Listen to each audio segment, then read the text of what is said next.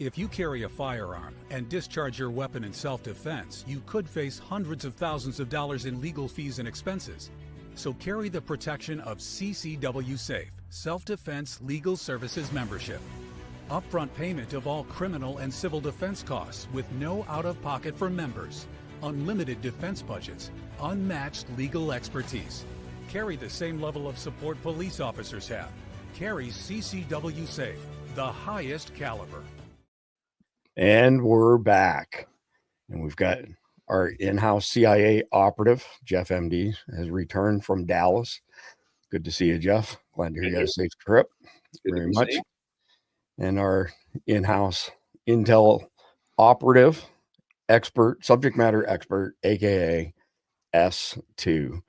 So we have got a lot of ground to cover tonight. I'm hoping that we'll be able to get through all of it.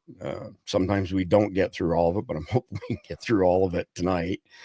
And our primary topic that we're going to discuss in chapter number 1 is ongoing developments in Syria. You have to forgive me for my memory here, but several SDN followers emailed me and messaged me last week before all hell broke loose here in Syria, asking if we could do an episode on this. So Jeff and I talked last week, and him being CIA and knowing more on this topic than me, we decided that we would cover it on Monday, Sunday. God, I'm losing track of my days. And lo and behold, the last 24 hours unfolded. So I want to cover a couple things initially that haven't been getting a whole lot of coverage, and it may not mean a whole lot, but maybe it does. I'm going to let Jeff and S2 weigh in more so on that than myself, and this is it. So we've got somewhere around 900 troops that are still in Syria, and Jeff has got some comments as far as where they are geographically. This particular guy, Tony Saruga, I follow him on X. He's been pretty good. He says here, if you thought the Afghanistan withdrawal was a bloodbath, just wait. There will be a shortage of American flags and caskets. I don't know if that's over the top or not. I think Jeff has got some pretty good insight on that. And this is just the third quick one that I'll pull up regarding one of the parents. And this is their son who is stuck in Syria, or at least in Syria.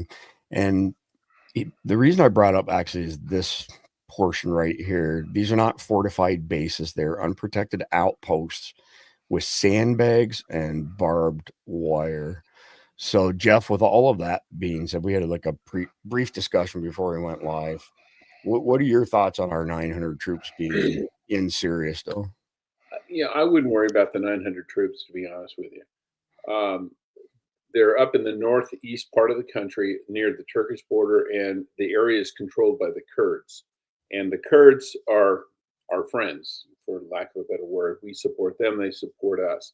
To exfil them, it's not like leaving Afghanistan and you got to fly over Pakistan. I mean, you would just basically pick them up in a helicopter, fly north into Turkey, a fellow NATO member, and get them out without any problem.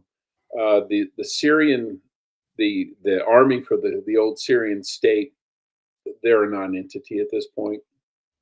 The Russians are hundreds and hundreds of miles away along the coast in Latakia and Tartus, and the rebel forces, for lack of a better word, whatever you want to call them, there's like 3 or 4 different ones. We're not their priority, and to be honest, we were supporting them in the last couple of days. There was a relief column of Iran-affiliated Iraqi militias that were trying to come in to help the Assad regime early on when this thing started falling apart. And they mysteriously got strafed by an A-10. Now, if you can find another country flying A-10s, good luck.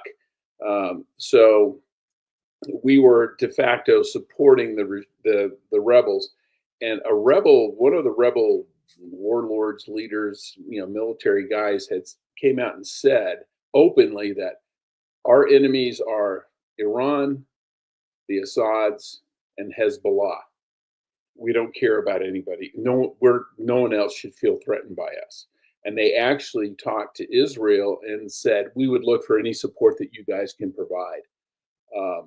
And Israel did bomb a lot of their chemical weapons sites a day or so ago to keep them out of the hands of radicals. But for the most part, I think this rebel group is really focused on the Assads. And if you look at it from a religious point of view, the Assads are Alawites. And the Alawites are a sect of Islam which is separate from the Sunnis, the Shias, and the Sufis. And most of those other ones consider the Alawites kind of heretics. But their stronghold is in the northwest, Latakia and Tartus. Damascus is Sunni, and the rebels are overwhelmingly Sunni. So this, in a large extent, is a Sunni Alawi fight, and the Sunnis are the majority of the country is Sunni. Overwhelming majority of the country is Sunni. Okay. The Alawites are a small part of the population, but they've held power for decades. Okay, that's a good summary there. I want to just bring this up just since you mentioned it, that may be hazardous to your health. Smoking is bad for you. Yeah, smoking is coming out of a multi-barreled gun shooting depleted uranium rounds. Yes, exactly. So, S2, your thoughts on the 900 troops there? I'm sure that Jeff's right, but we'll get your input as well. No, I'm with Jeff on that, simply because Turkey's NATO, as he brought up before, and we've got our own air bases there, so they can do a quick withdrawal out of there. Shouldn't be any problem. Some of the bigger problems I see there is what Israel's been doing. I mean, they're almost, from the maps that I've seen so far, what Israel's been doing, and Jeff alluded to, was they've taken out chemical weapons plants there, and they are almost to the point of where they're not too far away from Amman at this point. And I would think that if they were to go towards Amman, that Jordan would be their next target, and that's really going to be a bad day there. All right, so orient me here on the map, S2. What part of the map are you looking at here? Just so I don't know this area very well. So down here, I'm trying to see. Yeah, they're a little further north of that. They're in the northwest.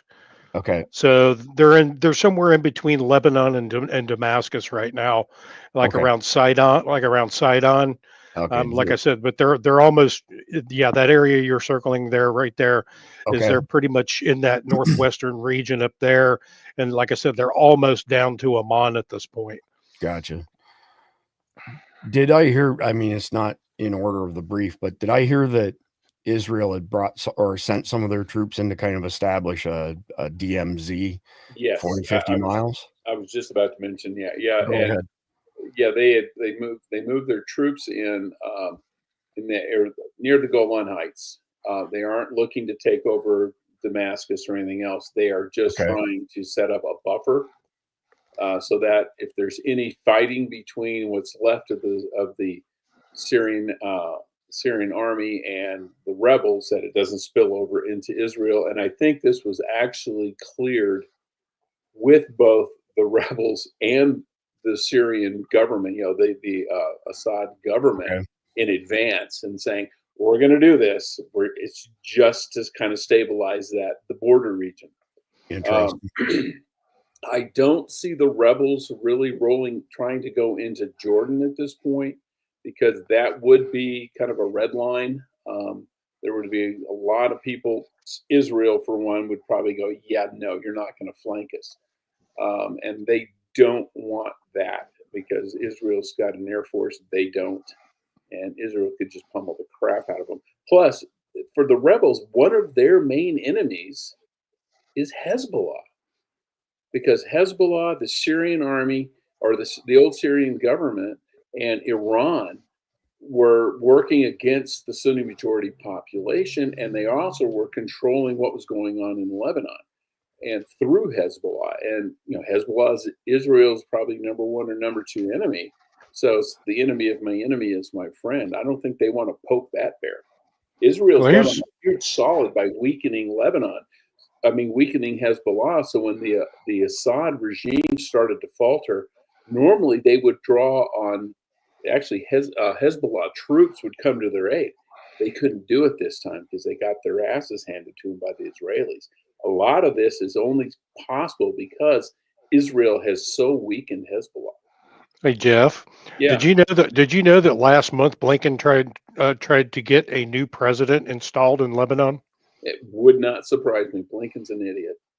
Yeah, he went in there last month and tried to get a pro-Ukraine president elected, basically citing that Hezbollah was weakened at this point and they should take advantage of that opportunity.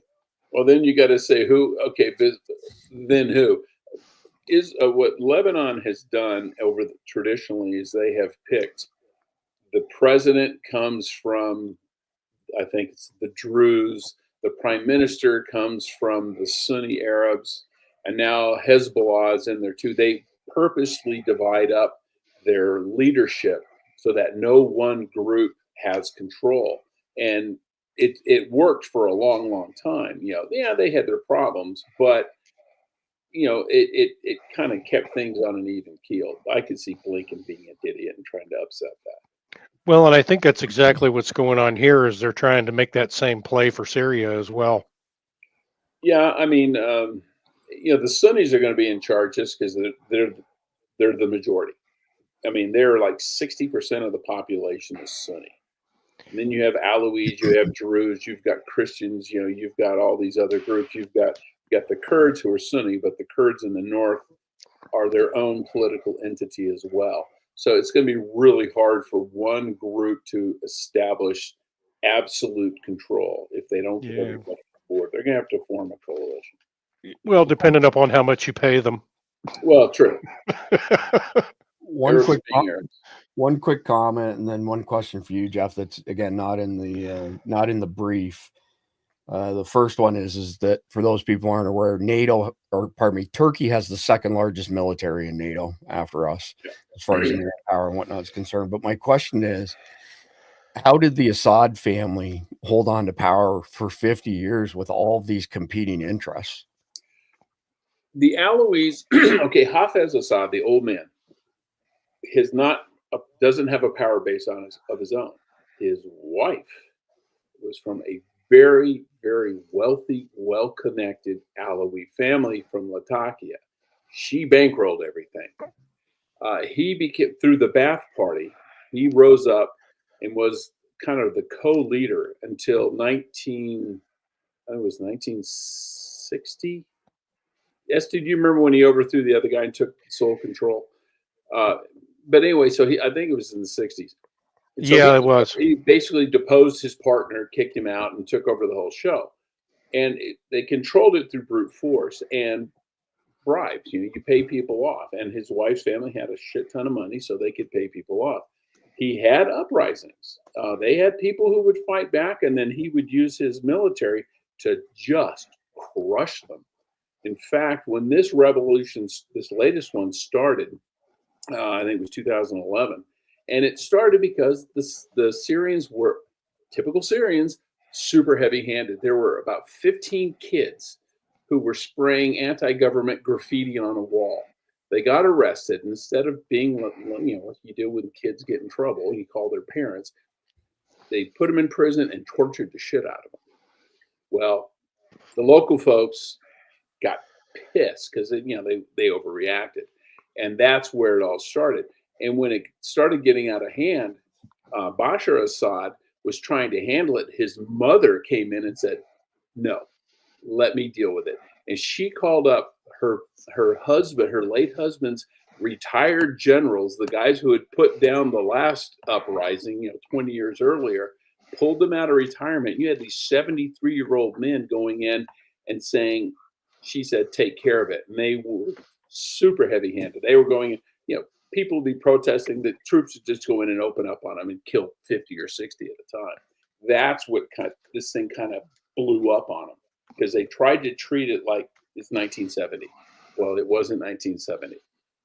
I appreciate the history lesson there. Yas 1334. Also kind of weird that the Democrats wanted to overthrow Assad, and it magically happened when Biden is trying to start as many wars as possible before he leaves.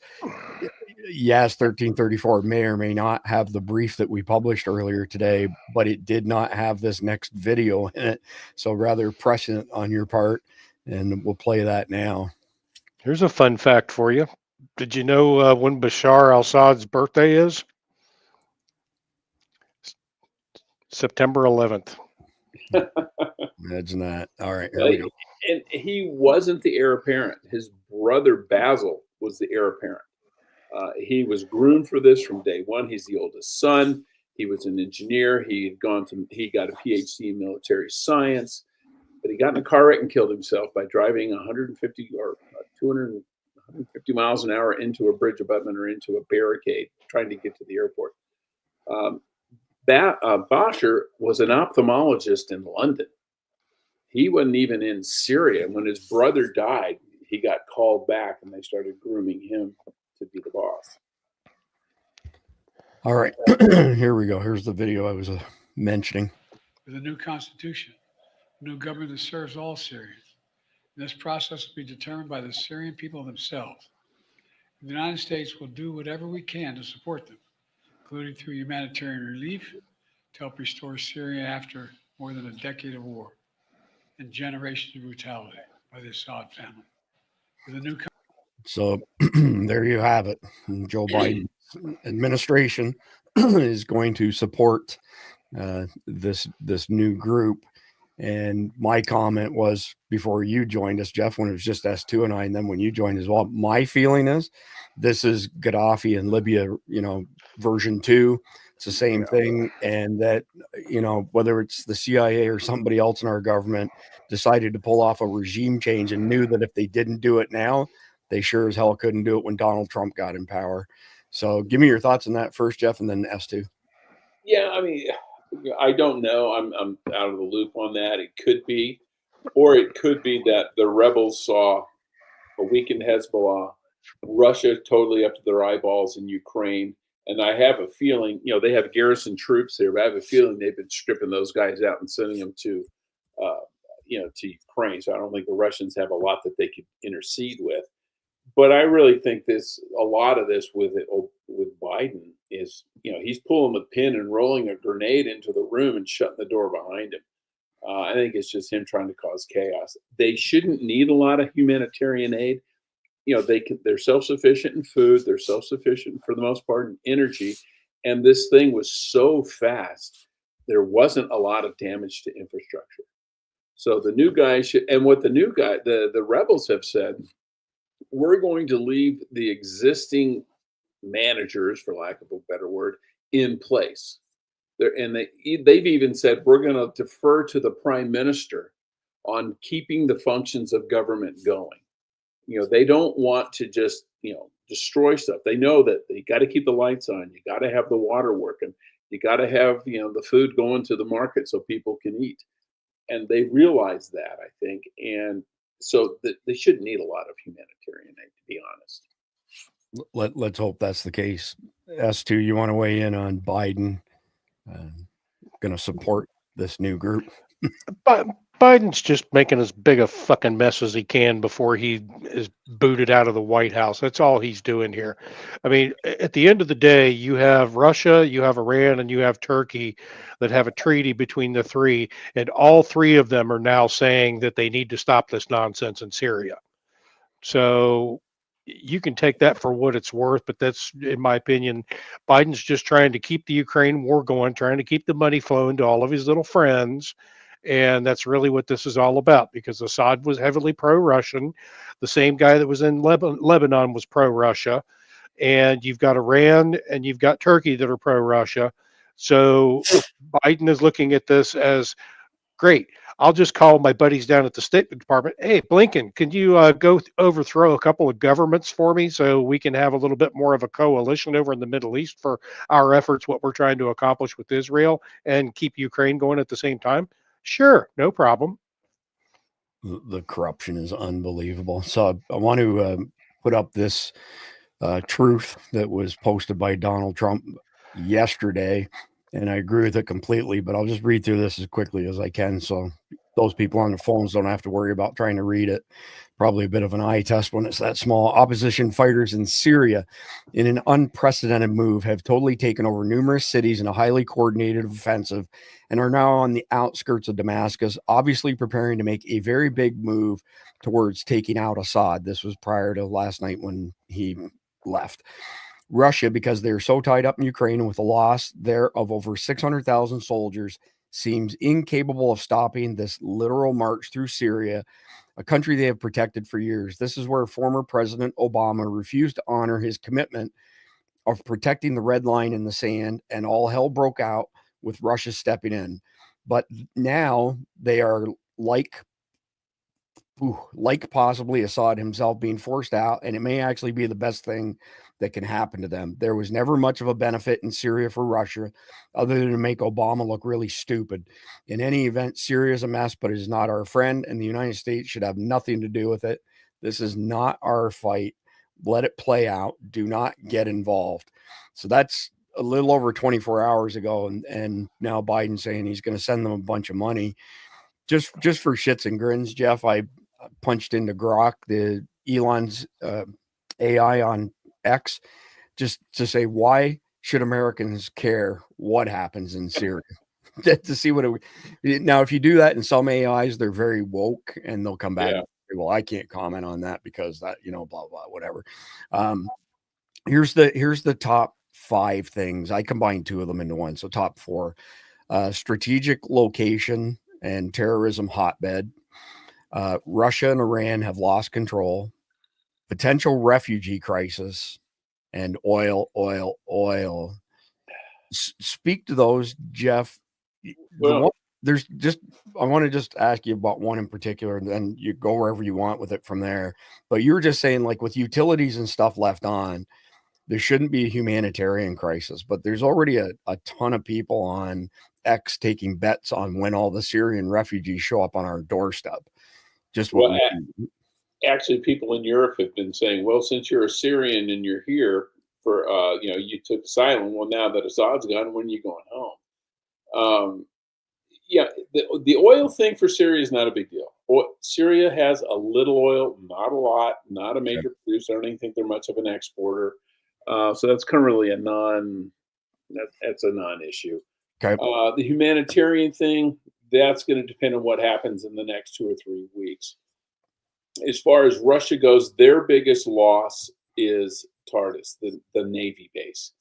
They do not have a warm water port in the Western Hemisphere with unfettered access to the sea. Even Leningrad, St. Petersburg up in that area, they have to go through the Baltic, the Baltic Sea, and it's surrounded by NATO. If they've got the Black Sea, it's warm water, but they have to go through the Bosporus and the Dardanelles, which is controlled by Turkey. Now, they and Turkey are getting along. That can change tomorrow. Russia has forever wanted to get their hands on the Dardanelles. They tried it in World War I. They've tried it in a couple other wars. They've never been able to pull it off. But Latakia gave them a warm water port in the Mediterranean, something they really haven't had. Not Latakia, say Tartus. Okay. And losing that, their ships in the Mediterranean they've got some issues now. It's a strategic thing for them. It's Okay. Where would it be? I heard you say Latakia. Well, Latakia is in the north. Go south. There's a Tartus. Yeah, that's their main Navy base. They have a Air Force base near Latakia, and that's about to be overrun. Hold on. So Russia has an Air Force base near Latakia and a naval port or base at Tartus. Navy base in Tartus, and it's their resupply, refit. So if a Russian ship gets into trouble in the Mediterranean and they got to take it to port for repairs, that's where it would go. Okay. And just so everybody understands, this is, the line between Georgia, Azerbaijan, and Russia right here. Yeah. And you got the Black Sea is just north of Turkey. But to get out of the Black Sea, you got to go through where it says Istanbul, and that area. And that thing is so narrow, there's actually a bridge across it, a suspension bridge. So it's real easy to shut down. You shut that down, the Russian Black Sea fleet can't go anywhere. Very interesting. Very interesting. All right. So I'm going to bring up the next one here. So there were some reports last night, actually, even through this morning, saying Syrian regime falls, Assad flees, possible plane crash. And I think there might be a tweet that I've got somewhere in the brief that shows it. And I'm going to let S2 speak to that first in just a second. But before we speak to that, there were pictures that showed up today. According to Russian media sources, Bashir al-Assad, his wife, and 3 children are safe in Russia seeking asylum. This is great news considering the reports we were getting last night that his plane had crashed. It must be that the plane showing us down was a decoy plane. Praise God. I'm going to have S2 weigh in first, Jeff, but I want you to also ponder, like, do we know that these images are necessarily legitimate? We don't at SDN, of course, but is it possibly a ruse or anything like that? But S2, go ahead. I'll let you go first.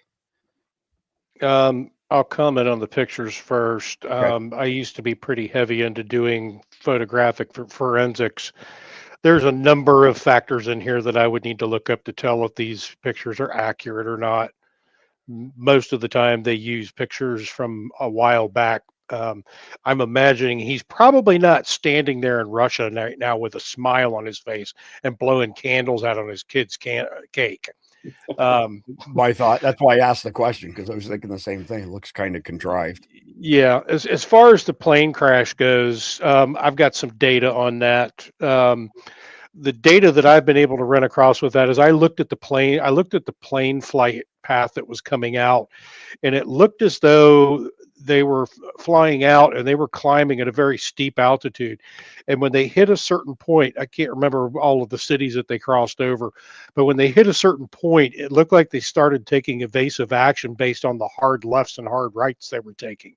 And then it seemed like they made a big loop around that came back very close to where they took off from.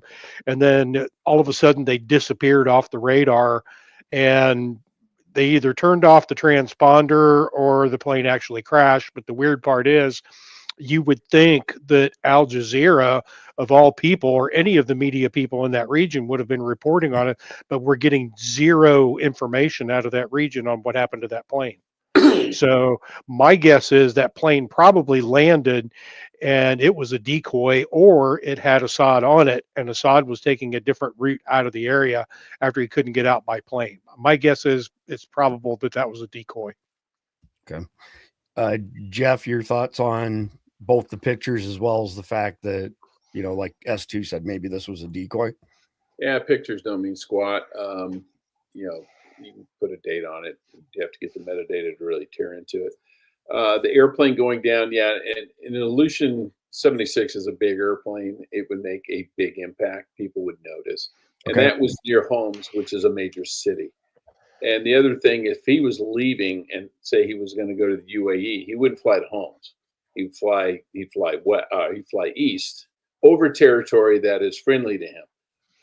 But what I saw today, Reuters was reporting that you know, there's sources in Moscow saying that he is in Moscow with his family, and that would make, and that the Russian government has offered him asylum, and they were saying, "Oh, we stand by our allies even in the darkest of times," you know, blah blah blah. And it doesn't make a lot of sense to lie about that, because if he is dead from a plane crash, it will come out eventually, and then the Russians just look like idiots. So I have a feeling he got out. He's in Russia. I think his family was already there. Okay. His wife and kids, and yeah, he'll set up his ophthalmology practice in Moscow. Fair enough. Hey, you should be in London. Why not? You know, start at the fingernail factory. Yeah, there you go. So this is one of many articles on Breitbart. I have to hide the logo and hide the name though, because as soon as the AI sees it, it nukes our videos. But it sounds like Syrians on the whole, from what I've read, are pretty happy to see Assad gone, like the whole Assad family, I should say. Over 50 years, it says here that they were, you know, had a control of it. This particular page, I just wanted to mention this. If you go to patreon.com/survival dispatch, sign up for free. You can download the briefs for all of our episodes. It's the same brief that we're using to go through the actual episode, and consume it at your own pace. There's lots of stuff like all these extra videos. There's a bunch of them on this particular link, and obviously we don't have time to go through all of them. I'm anticipating we're going to go long tonight as it is, but by all means, feel free to go grab and check it out. But like I said, I just wanted to use it, one, to bring it to our audience's attention, and two, it seems like on the whole that people are happy, which leads me to my next question. I'll go to you first, Jeff, and then US too. So this Abu Mohammed al-Golani dude was quite enamored with Al-Qaeda after 9/11, became part of Al-Qaeda, and then over the past X amount of years has tried to distance himself from it. He started an organization, HTS. I don't recall what the acronym stands for, but I'm sure you guys do. And even that, he kind of tried to downplay and present himself as a moderate, not being, some extreme terrorist or anything like that. What do you know about this al-Golani, Jeff? Well, yeah, he was a rebel, and he did line up with ISIS initially, at least for a time. And if it makes sense in that he was a Sunni fighting a Shia alliance of Hezbollah, Iran, and the Assad government, a Shia Alawi alliance. And so you take your friends where you can find them, and the enemy of my enemy is my friend kind of thing. And I think that may have been why he aligned with ISIS. And you got to realize at that time, ISIS, the ones in Iraq took over 2/3 of the country at one point, and they had control of the entire eastern border of Syria. So if you wanted supplies, people, anything coming in, that's where you had to go. Therefore, that's who you had to deal with. Now, when they got their asses wiped out, Trump came in and kind of declared war on them and took out, and ISIS went away, despite Obama calling them the JV team. Right. Took over half of Iraq. That's when he said, okay, you're no longer of interest to me because you can no longer help me. So, see ya. I think it was probably a marriage of convenience. He never really seemed like a just radical, psychopathic Islamist. So we'll have to see. It may have just been a marriage of convenience at the time. So again, you're much more educated on this than I am, Jeff, as well as the fact that, during GWAT, you were active duty with the CIA. Explain the connection here of how Al-Qaeda came along first and then took over a bunch of other groups. And was like the genesis of ISIS, wasn't? Or no? Yeah, ISIS was, what was it? What was the acronym? It was the Islamic State in Iraq and Syria. That's what ISIS stood for. Okay. It was, it was kind of an offshoot of Al Qaeda, but it was focused on Iraq and Syria, hence the name. And that's al-Baghdadi and all that. And like idiots, we didn't take them seriously. And when you do that, bad things happen. They eventually took over, I don't know, S2, correct me if I'm wrong, half or maybe even 2/3 of Iraq territory, but mostly the empty quarter and stuff. And they were some horrible people, but they were so horrible that everybody ganged up on them, pretty much wiped them out. But for a time, they were the big dogs. They were the big men on campus. And if you wanted to get anything done in that region, they were the only game in town, especially if you're a Sunni. S2, do you want to give us your thoughts on those few items? Oh, you're on mute, S2. Psychopath. The name of the group that he heads up now is called the Hayat Tahrir al-Sham, HTS. Okay. They were formerly known as the Nusra Front, designated a terrorist group by a lot of countries in the world. And I mean, it's all in the eyes. Look at the picture there. Dude's a freaking psychopath. The eyes always give it away for everything, don't they? Crazy liberal women, terrorists, you name it. They all have the Charlie Manson eyes. Well, it's weird, you know. We're terrorists and crazy liberal women. That's you're repeating yourself. yeah, actually, yeah. It's weird. We're talking about ISIS. You know, ISIS was a figment of our CIA's imagination. No, they were very real. So, well, okay. They may have gotten real because we didn't take them seriously. So you tweaked me, Jeff. I just got to interrupt for a second, as to when you said, you know, what's the difference? There was a meme that was pretty circulated last week, and it was a picture of a girl who said, you know, women have to go through periods and giving birth. What do you men have to deal with? And the very first answer was women. and her answer was what? So sorry, gotta throw that in there. S2, do you have any thoughts you want to finish there? Apologies. No, I'm good. Okay, so this next one here, Netanyahu makes comments on Syria, sees it as a great opportunity, but also significant dangers. And if this is the one that I thought, it's not. There's one out there that shows the pros and cons as far as Israel is concerned. I'm not going to play this. Again, it's on Breitbart, as you can tell probably from some of the stuff, like this B over here. If you grab the brief, you can go ahead and grab this and watch it at your leisure. And let's go to the next one here. So this is, I don't know why, but for some reason, I'm wondering how many of these criminals are going to end up making it to our shores, just like Venezuelan criminal. Islamic criminals escape from Syrian prisons soon in your neighborhood. It's only 20 seconds. I'll play it quickly.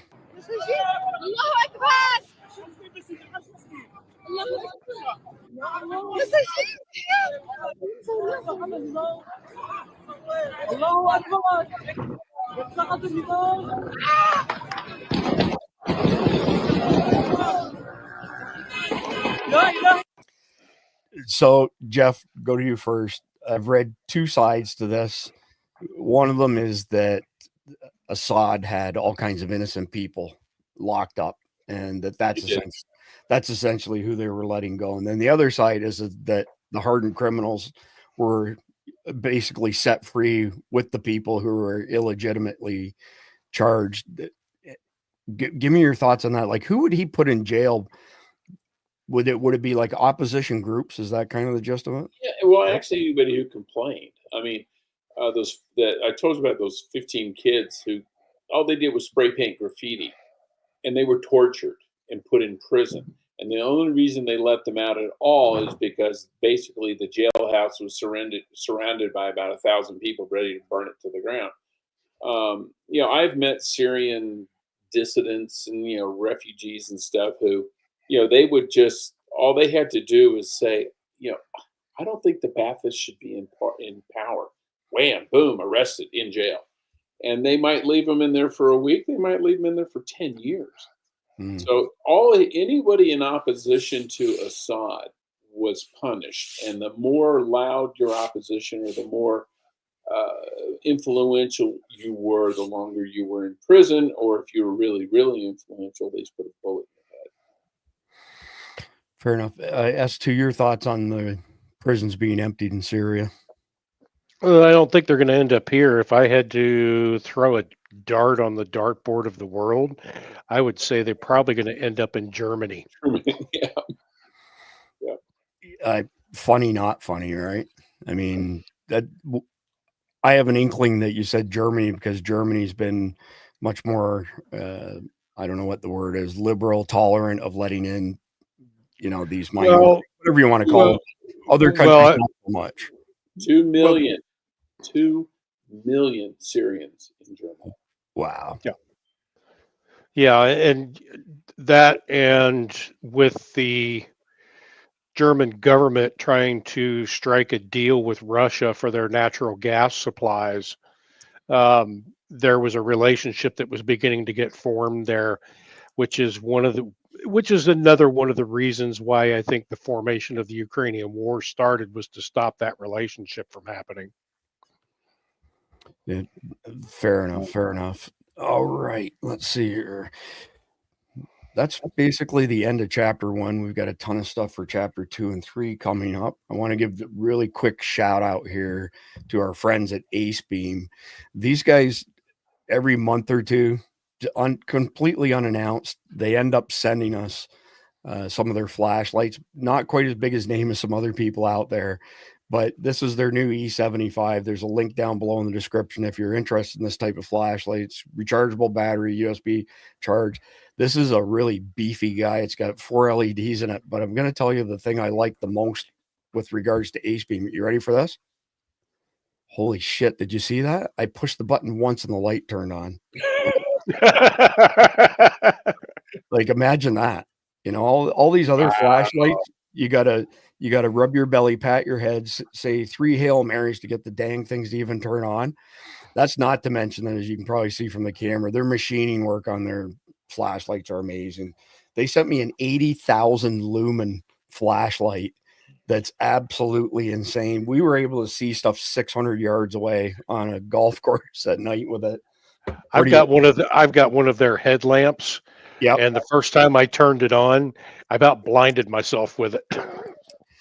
So the first time I turned the one on, it was 80,000 lumens. As I turned it on, Cindy was walking in and I accidentally strafed her with it, and we get a similar type of result. But anyway, they're good. They're a really good company. We don't get paid anything by them. Thankful, because I have a flashlight, a bad habit with flashlights. I'm addicted to them. So I love it when they send cool stuff like that. So I'm going to play a really quick message from one of our sponsors, Sawyer Products, and we'll be right back. The Sawyer Mini is the most versatile personal filtration system available. It's a perfect solution for backpacking, hiking, hunting, fishing, scouting, international travel, and emergency preparedness. At a mere 2 ounces, the Mini fits in the palm of your hand and can filter up to 100,000 gallons of water from any freshwater lake, river, or stream. The Sawyer Mini has a 0.1 micron absolute pore size. It was tested to 10 million parts of bacteria and 1 million parts of protozoa without a single breakthrough. This is the highest level filters can be tested to, so we're confident these are the highest rates of filtration available.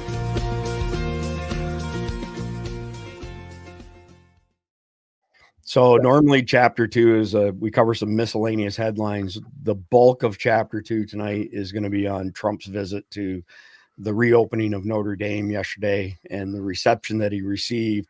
And it's quite a bit different than his first term, how he was received. And I'm going to play a video here. It's a little over a minute long. It's worth watching. I'm going to tell you straight up that the first time I watched this made me very, very proud to be American, very proud to have Donald Trump as our president. I'll just read the comment here from the original poster. If world leaders weren't aware of what President Trump has been through and overcome over the past 8+ years, they are now, and every single one of them is sure to admire his unscripted reaction to the attempt on his life. Fight, fight, fight. How can one not respect them? Again, watch this. This is a clearly different reception to years gone by.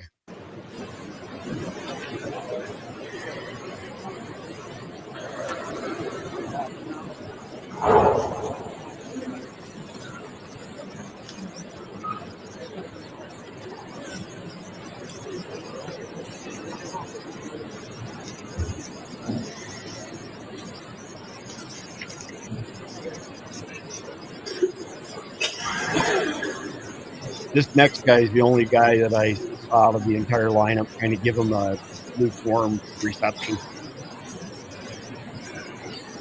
This one. Not sure who he is. Well, when you're a criminal, the last thing you want to hear is there's a new sheriff in town.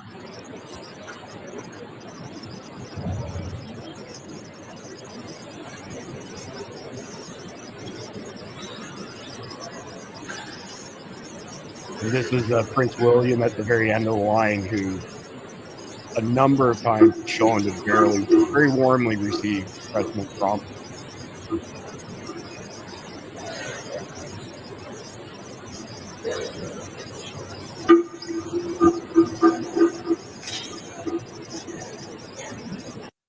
you know, for all intents and purposes, you know, he shouldn't have been there, right? He turned his head just a hair, survived a couple assassination attempts that we know of. There were probably more than that.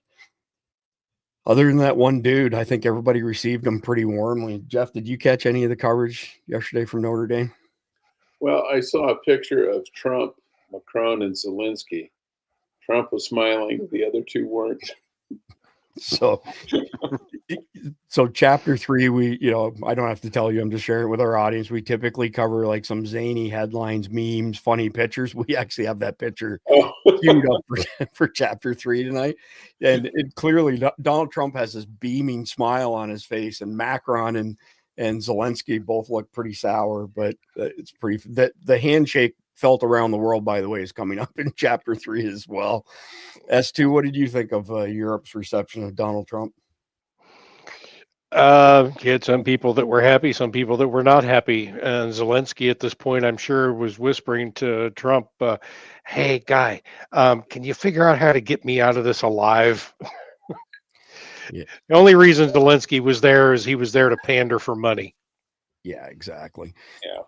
All right, so we're going to move on to the next one. There was a interview published this morning with, what's her name here, NBC propagandist Kristen Welker, and we've got a couple different parts of it. They published snippets of it before the actual full interview, and we're back to the eyes. If you look at all the different videos that we have, I think we've got at least 3 or 4 of them queued up tonight.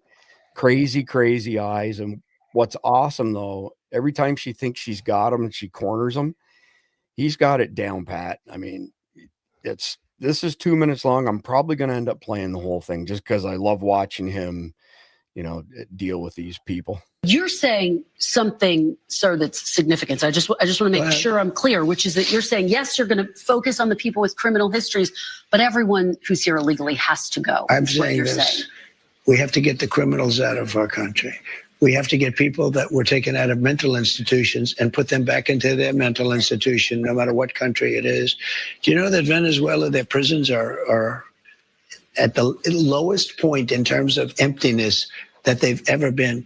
They're taking their people out of those prisons by the thousands, and they're drunk. And just to get back, because I know exactly what you're getting at. Number one, we're doing criminals, and we're going to do them really rapidly. We're getting the worst gang probably with MS-13, and the Venezuelan gangs are the worst in the world. They're vicious, violent people. And you see what they've done in Colorado and other places. They're taking over, literally taking over apartment complexes and doing it with impunity. They don't care. They couldn't, they just are, they're in the real estate business. You know, the local police say that is not the case in Colorado. Oh, it's totally the case. I mean, you don't believe the local police. I play it. I used to play it at my rallies every single night. No, they're breaking into doors. They're taking over the building. But sir, you and by the raised way, the point. The police are afraid The eyes on this broad. to do anything. You raised the point that the logistics are complicated. You said Sure it they yourself. are, You would but need everything's 24 complicated. Yeah, you mean you need 24 times more ICE detention capacity just to deport 1 million people per year, not to mention more agents, more judges, more planes. Is it realistic to deport everyone who's You have here no illegally? choice. First of all, they're costing us a fortune. But we're starting with the criminals, and we got to do it. And then we're starting with others, and we're going to see how it goes. Who are the others? Others are other people outside of criminals. We have convicted murders. We don't mean people that are even on trial. We have people that have murdered numerous people are on our streets and in our farms, and we have to get them out of our country. What about? So, Jeff, I'm not sure if you caught any of our episodes last week while you were traveling, but we had Lieutenant Colonel Doc Pete Chambers and Major Mike Hall on for a couple updates, one on the mass deportations, the other on the situation in West North Carolina where they're doing the Hurricane Helene relief. And I'll share at a very high level, essentially what we stitched together. Number one, Tom Homan is going to ask police agencies to take any badges that are working behind a desk and put them out in the field. So if you got a badge and a gun, help in the field, and then contract those desk jobs out to contractors. Varying opinion on that. You know, some of those people may not have been in the field for many years, may not be, particularly fit for frontline duties. the military portion of it, more so logistics. Doc Pete felt like DOD Directive 5240.01, allowing the military to use lethal force against Americans on American ground, was a non-issue, and it would really be logistics support. The next part to it would be that Tom Homan is going to start asking for volunteers.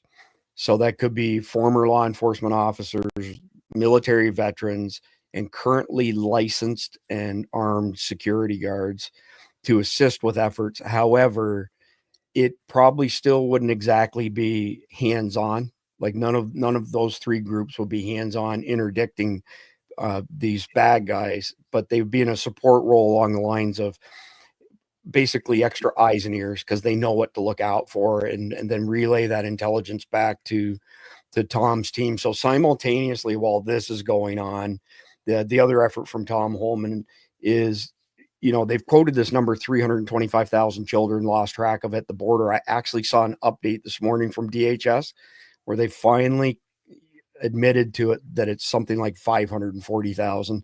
We had so much jammed into the briefer tonight, I didn't put it in, but I will cover it this week on an episode of SDN. So I know what your thoughts are, but share your thoughts with the audience as far as Donald Trump saying we're going to go after the criminals and get the criminals out in record speed. Yeah, I mean, we have to.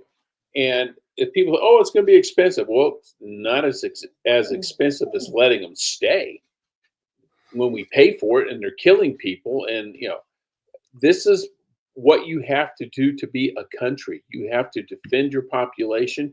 You have to defend and define your borders. And if you aren't willing to do that, you're not a country, you're a club. And so, yeah, we absolutely have to do that. And if it means any guy with a badge and a gun who's sitting at a desk, yank him off the desk, put him in the field. And if he says, well, I'm out of shape, well, sorry for the dog. That's okay. If he's out of shape, you say, good, hit the gym. I'll give you 2 weeks to get your shit together.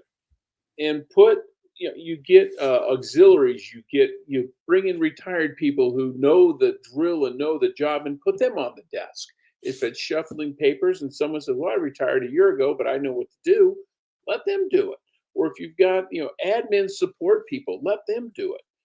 It's just like in war. You don't want a healthy, trained 25-year-old with an AR-15 pushing paper. Yeah. When you can have maybe some, a 45-year-old, mom who's civilian, she can push the paper. Put the guys you need to fight, put them on the line. And we absolutely have to do this. Start with the criminals, but sure as hell don't stop there. Keep going. But illegals, they are all criminals. It's just varying degrees. They need to change that and say, we're not going to start with the criminals. We're going to start with the violent criminals and then move on from there. Yeah, I agree with you wholeheartedly, and I think all of our followers know that, so I won't reiterate it. S2, your thoughts on Trump's plan to go after the bad guys first? I really don't have anything to add beyond what Jeff said. We're all kind of on the same sheet of music here with that.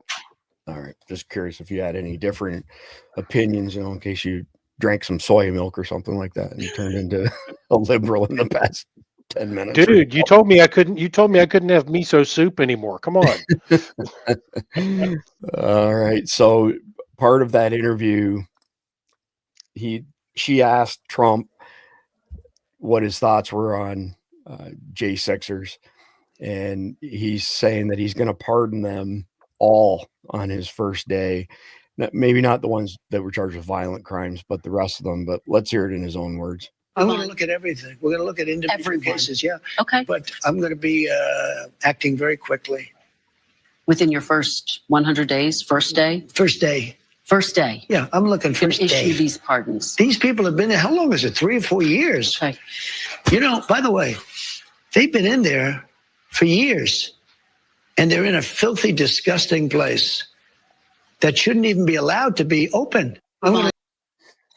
So again, I think our audience knows where we stand on this. I will use it though as an opportunity to mention Colton Maccabee and his wife, Sarah. So sarahmaccabee.com. So he was a sheriff's deputy from Kentucky. He was in DC on January 6, 2021. He was wearing a sheriff's uniform. He was off duty, but more like a tactical vest and whatnot. And an officer went to the ground and was being trampled. And Colton rescued the cop essentially. And there's 4 videos, I've seen all 4 of them, where the cop was thanking Colton for saving him. And shortly after that, a lady in close proximity had a heart attack. Colton was the only one in the area who knew CPR. And when the paramedics showed up, they said, look, she's clearly had a major heart attack. There's nothing that you could have done to save her. Thank you for trying. And there's all kinds of video on that as well. So August of 2021, the feds show up at their door and they charge him with 6 counts of felony federal assault charges, which are felonies, but 6 federal assault charges, 4 on the law enforcement officer, 2 on the dead lady. So they take him back to the gulag in DC. They put him in a part of it that had been shut down for 15 years, had all kinds of water intrusion. It was full of rats, mold, just disgusting conditions. When his trial occurred, there's a judge in that DC court. I can't remember her name. I want to say it starts with CH, but either way, she denied his defense attorney request to admit those 6 videos as evidence. And Sarah has them, which is how I saw them. And because those videos were not allowed to be introduced as evidence, she sent him up the river for 5 years. He's been in 21 different penal institutions. They threw him into general population right off the bat. Of course, he got assaulted. They knew he was a sheriff. And that's why he's been in 21, because they keep shipping him from one federal institution to another. They put him in general population. They find out who he is. The bad guys find out who he is, gets assaulted. So they move him to the next one. It is a horrific story. She didn't even get to see her husband for the entire first year. And it was many weeks from the time he was arrested that she was even allowed to talk to him on the phone. This is third world banana republic bullshit. And, you know, can't be allowed to stand. So again, I think the audience knows where we stand on it. Every time that topic comes up, I want to use that as an example of how egregious the treatment of J6ers has been. So we'll move on to the next video here. Retribution will be through success. I'm really looking to make our country successful. I'm not looking to go back into the past. I'm looking to make our country successful. Retribution will be through success. If we can make this country successful, that would be that would be such a great achievement. Bring it back. We have a country now that's overridden with crime, that has millions of people that shouldn't be here, that should be in prisons in other countries, that should be in mental institutions. We have drug lords being dropped into our country and told never go back to their country. I'm looking to make our country great. I'm looking to bring prices down because, you know, I won on 2 things, the border and more than immigration. You know, they like to say immigration. I break it down more to the border, but I won on the border and I won on groceries. It's a very simple word, groceries. So that statement, and it's not the first time he's spoken these terms, Jeff, paints a very different picture than what the mainstream media has portrayed him as for the past 10 years, essentially, right? He has no interest in going after them. He doesn't speak in terms of retribution or anything like that, even prior to this. When I see stuff like that, I mean, we've all got our faults. He's got his own faults and he's made mistakes, but I have a lot of confidence in Donald Trump, whether or not people like him or not. I'm not saying he's the Messiah. He's going to make more mistakes, but he's the president we need right now. And there's an old saying that says you can't drive looking in the rearview mirror, and he's not driving looking in the rearview mirror. He's only looking forward. Do you want to add anything to that, Jeff, before we move on? Well, yeah, if he was going to seek retribution, he would have brought charges on Hillary Clinton when he first got elected for all the crap that she did. True. And he didn't. And he even talked about, pardoning Hunter Biden just to kind of put everything behind us before old, demented Joe beat him to the punch. Right. But I think he is the right guy, because now he does need to go into the Justice Department and the FBI and root out the political actors who should not be there. Director Wray should be the first one to go. I know he appointed him, but he needs to go. And there's a whole lot of people in the Justice Department. Traditionally, when a new president comes in, all the district attorneys, the ADAs, submit their resignation, and then it's up to the president or the attorney general to accept them or not. He needs to accept a whole ton, a boatload of those, and get rid of them. And if there's people he needs to get rid of who don't submit a resignation letter per tradition, fire their asses. They do not have a right to those jobs. They need to be fired. And same thing with all the senior people at the FBI. Fire whoever you're going to fire, you fire him and 2 people below him, because they're all going to be his cronies, and then start over. Yeah, well said. I want to just bring up a quick comment here from Bruno, and I see Katie agreed with it as well. Would have really liked to see Cash being Attorney General. I mean, he's a very accomplished attorney, and it would be a good role for him. And then I think Bruno went on to say something else with regards, he doesn't have a lot of confidence in Bondi. So I'm in Florida. On the whole, she was a fairly decent Attorney General. My biggest concern is that she's very in favor of red flag laws. And she's not a pro 2A person. That in itself, being in a position of power like AG, kind of disturbs me. But I guess we'll see. S2.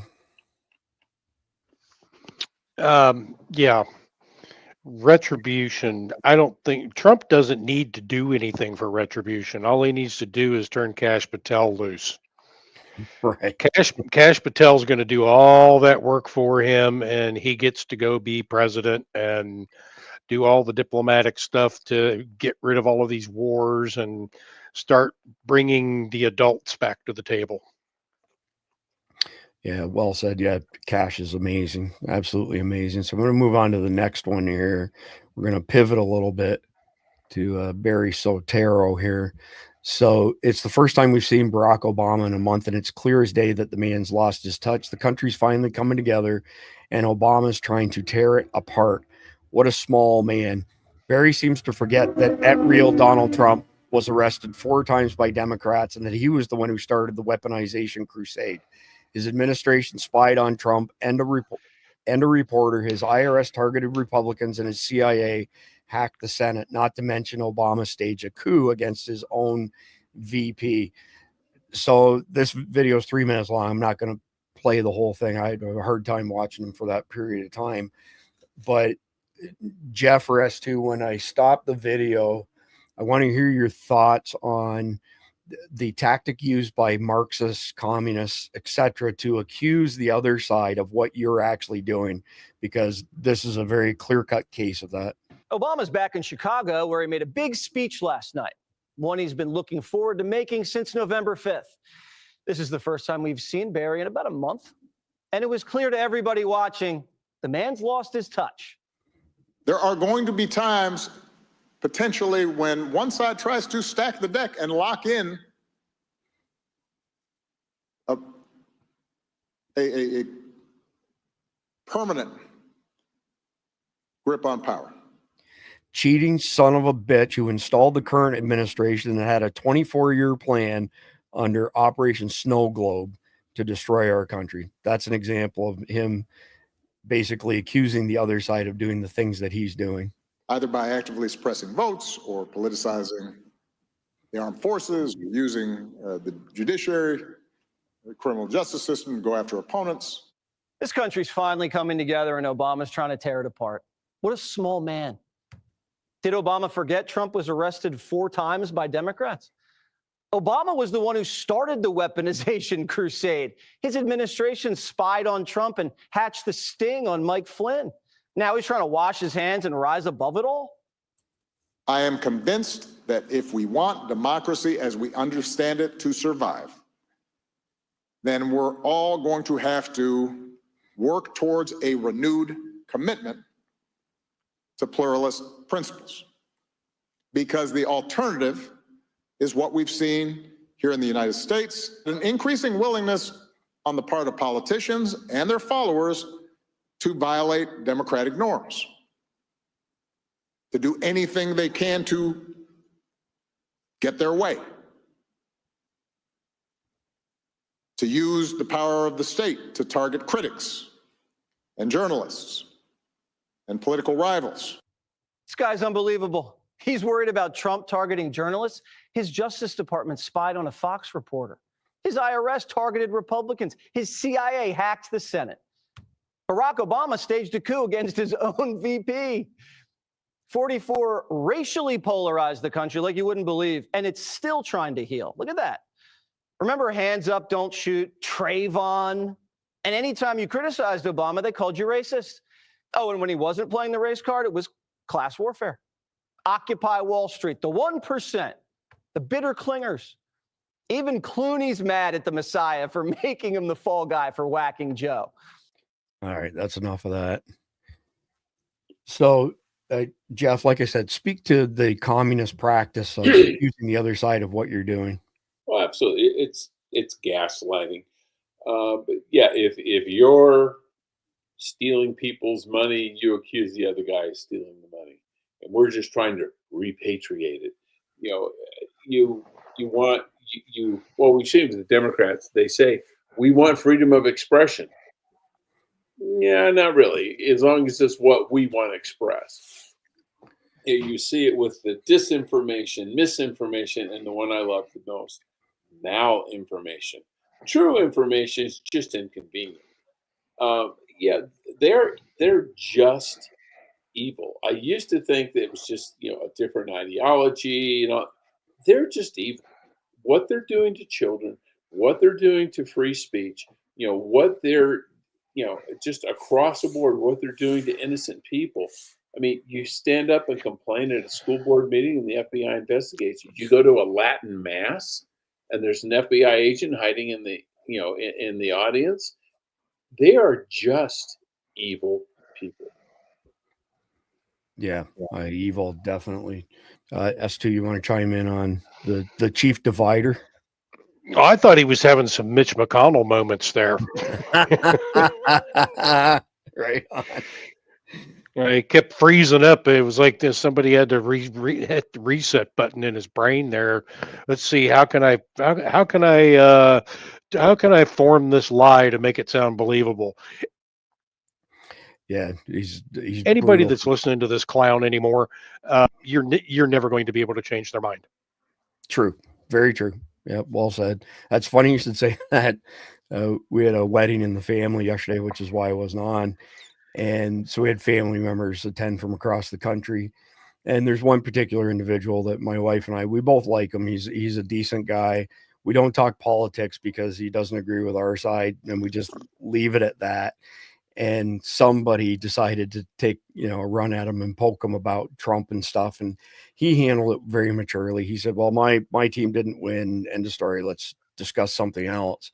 But when Cindy and I were discussing it afterwards, we both said the exact same thing. Like, why would you even bother? Because you're not changing his mind. We know you're not going to change his mind. So the only motive for doing it is to argue, and that's a waste of freaking time. The only time you're going to change somebody's mind is if certain circumstances impact their lives personally. And had Kamala won, he would have had his life personally impacted by her actions. Or I shouldn't say her actions, the actions of the powers that run her. Yeah, Obama. You know, who answers to Brennan, who answers to the NWO. So we're going to pivot once again here. This is on a British TV program, news program. And this black lady says that the countryside is racist. And I want to preface this by saying the problem that I have with all this inclusion bullshit, and believe it or not, I've been commenting on this since the 1980s. There was a name of a street changed from one of our, you know, historical figures over to something from, you know, India, Pakistan, or something like that. Gandhi, I think it was actually. And it's the late 1980s. And there were demonstrations, blah, blah, blah. And I remember saying to my mother at the time, I don't understand this. So if where they came from is so shitty and it's so much better here, then why do once they get here, they try to change what we've got into where they came from? And this lady here is a prime example of why I'm vehemently against DEI, where they think that we're going to show up, we're going to invade your group, and then we're going to tell you how to change your group to suit us. Well, that just doesn't cut it. Proven to be racist or have issues with racial prejudice. So the countryside is not exempt from that. And what people fail to realize is that in these particularly kind of these spaces that are particularly dominated by white people, it can end up being kind of, it can feel quite exclusive. The reason why is because these individuals share the same culture, same values, which includes food, language, music, etiquette, manners, hobbies, etc. So when someone new comes along, that's different. They can end up standing out like a sore thumb. They can end up not potentially fitting in. And then they also have to contend with the racial prejudice that kind of lies within that area. So there's that interesting dynamic of not necessarily fitting in because you're different, and then also racial prejudice that we have in this country. But I wonder if that is feeding too much into it, in the sense, as a northerner. What do you mean? Well, because as a northerner, yeah, you know, someone new moves into the village, yes, or whatever, who's a southerner, for example, and it's very odd, yes, right? Exactly. Yeah, but.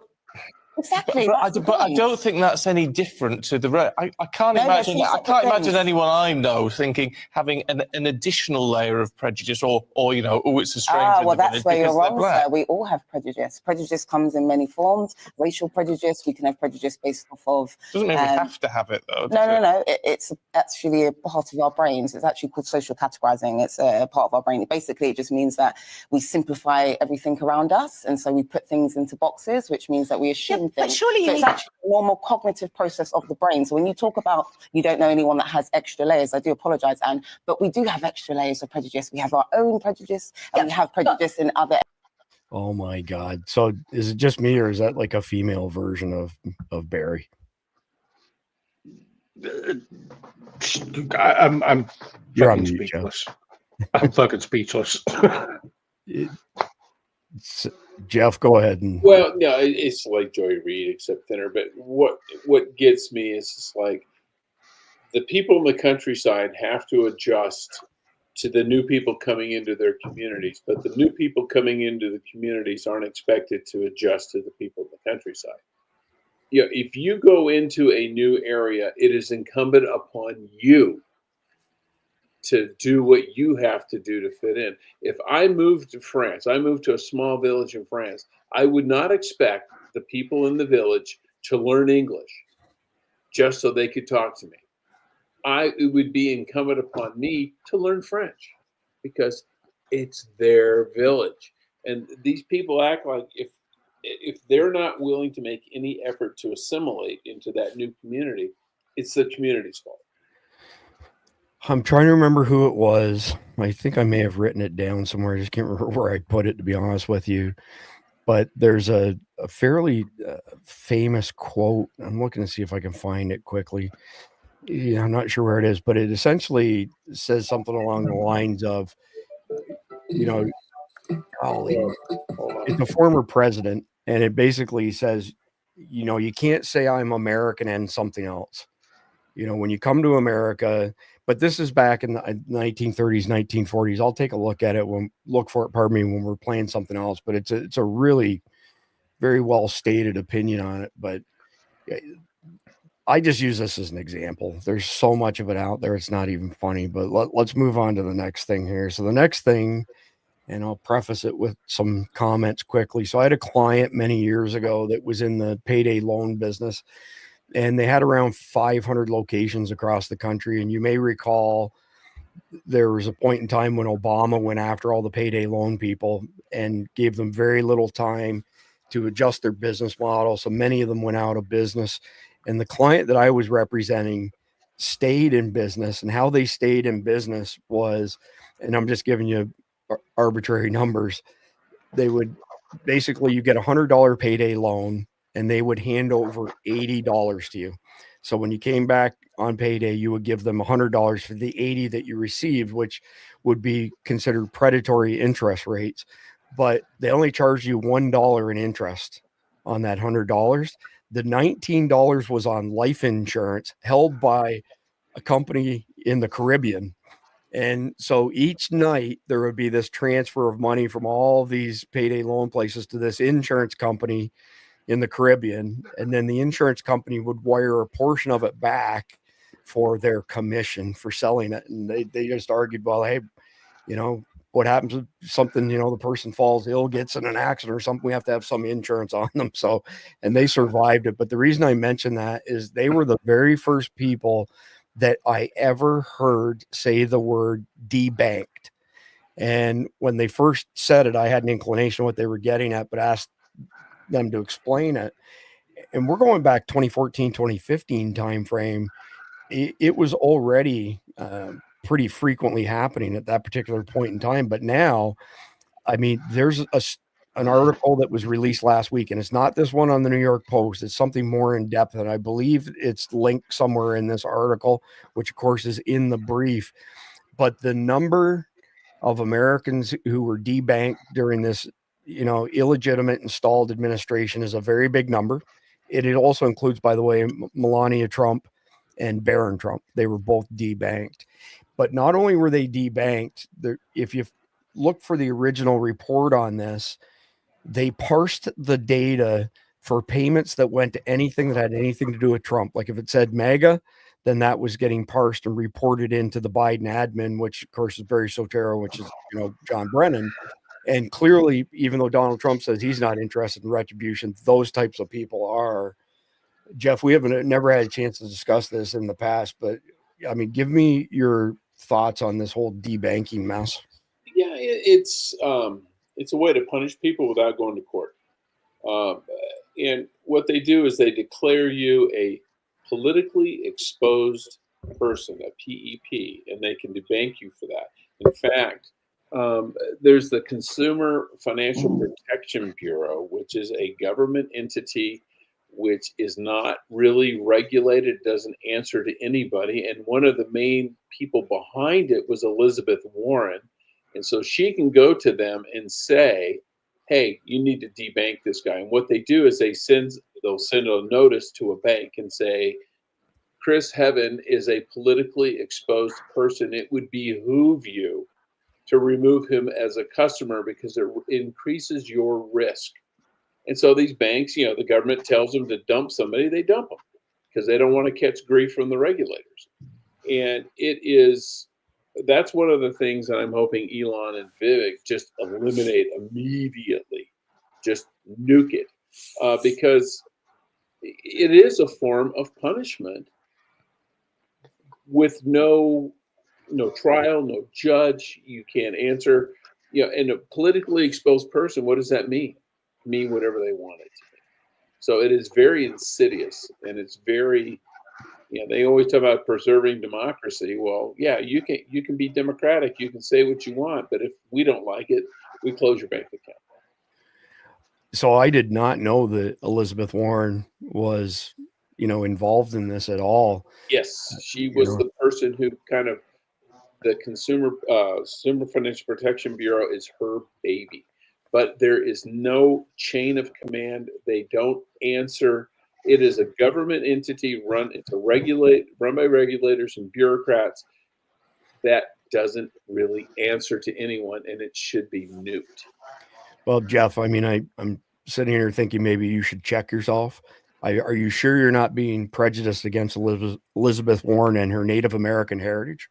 Well, my wife is also 1,024th Native American. So, yeah. Are you saying she's a single bit? Yeah. Good. That was good. Oh my God. Sorry, IT joke. Oh, it was a good one though. S2, go ahead and debanking. Tell us what your thoughts are. Well, what I found interesting about all of this fiasco with the debanking stuff was that in the midst of all of that happening, you were hearing about this every day, Bank America and, you know, Wachovia and all of these other banks. And what ended up happening was a lot of people that had friends that were still in those banks after they got debanked ended up going somewhere else. And I also saw that there was a trend happening where you had, I will call them patriot financial institutions that were starting to spring up all over the place. I mean, you had Gab, who started off with Gab Pay, and you had a bunch of these other financial transacting companies out there. But there were also legitimate banks that were popping up. We had one in my area. In fact, I can't remember the name of it right offhand, but I heard a story from somebody that said that they went in there and said, yeah, we needed to open up a bank account. We can't do it over here for this reason or whatever. It was politically motivated that they couldn't open up this account. And the guy sitting behind the desk said, we've been waiting for you to come in. This was one of those patriot banking groups. Yeah. And so it's like I said a long time ago when I first started with SDN, a parallel financial system is what was needed and is still needed. I think the old financial system is on its way out. And I believe that all of the things that I'm seeing and hearing coming out of DJT's mouth, not to mention some in the private sector, is that there is literally a new sheriff in town, and things are going to be reformed along the lines of banking and how we transact financially. Well, just the fact that Ron Paul is going to be involved with Doge, I mean, that speaks volumes right there. We all know where his mind sits on all of this. There's a really, let me see here how the right way to say this.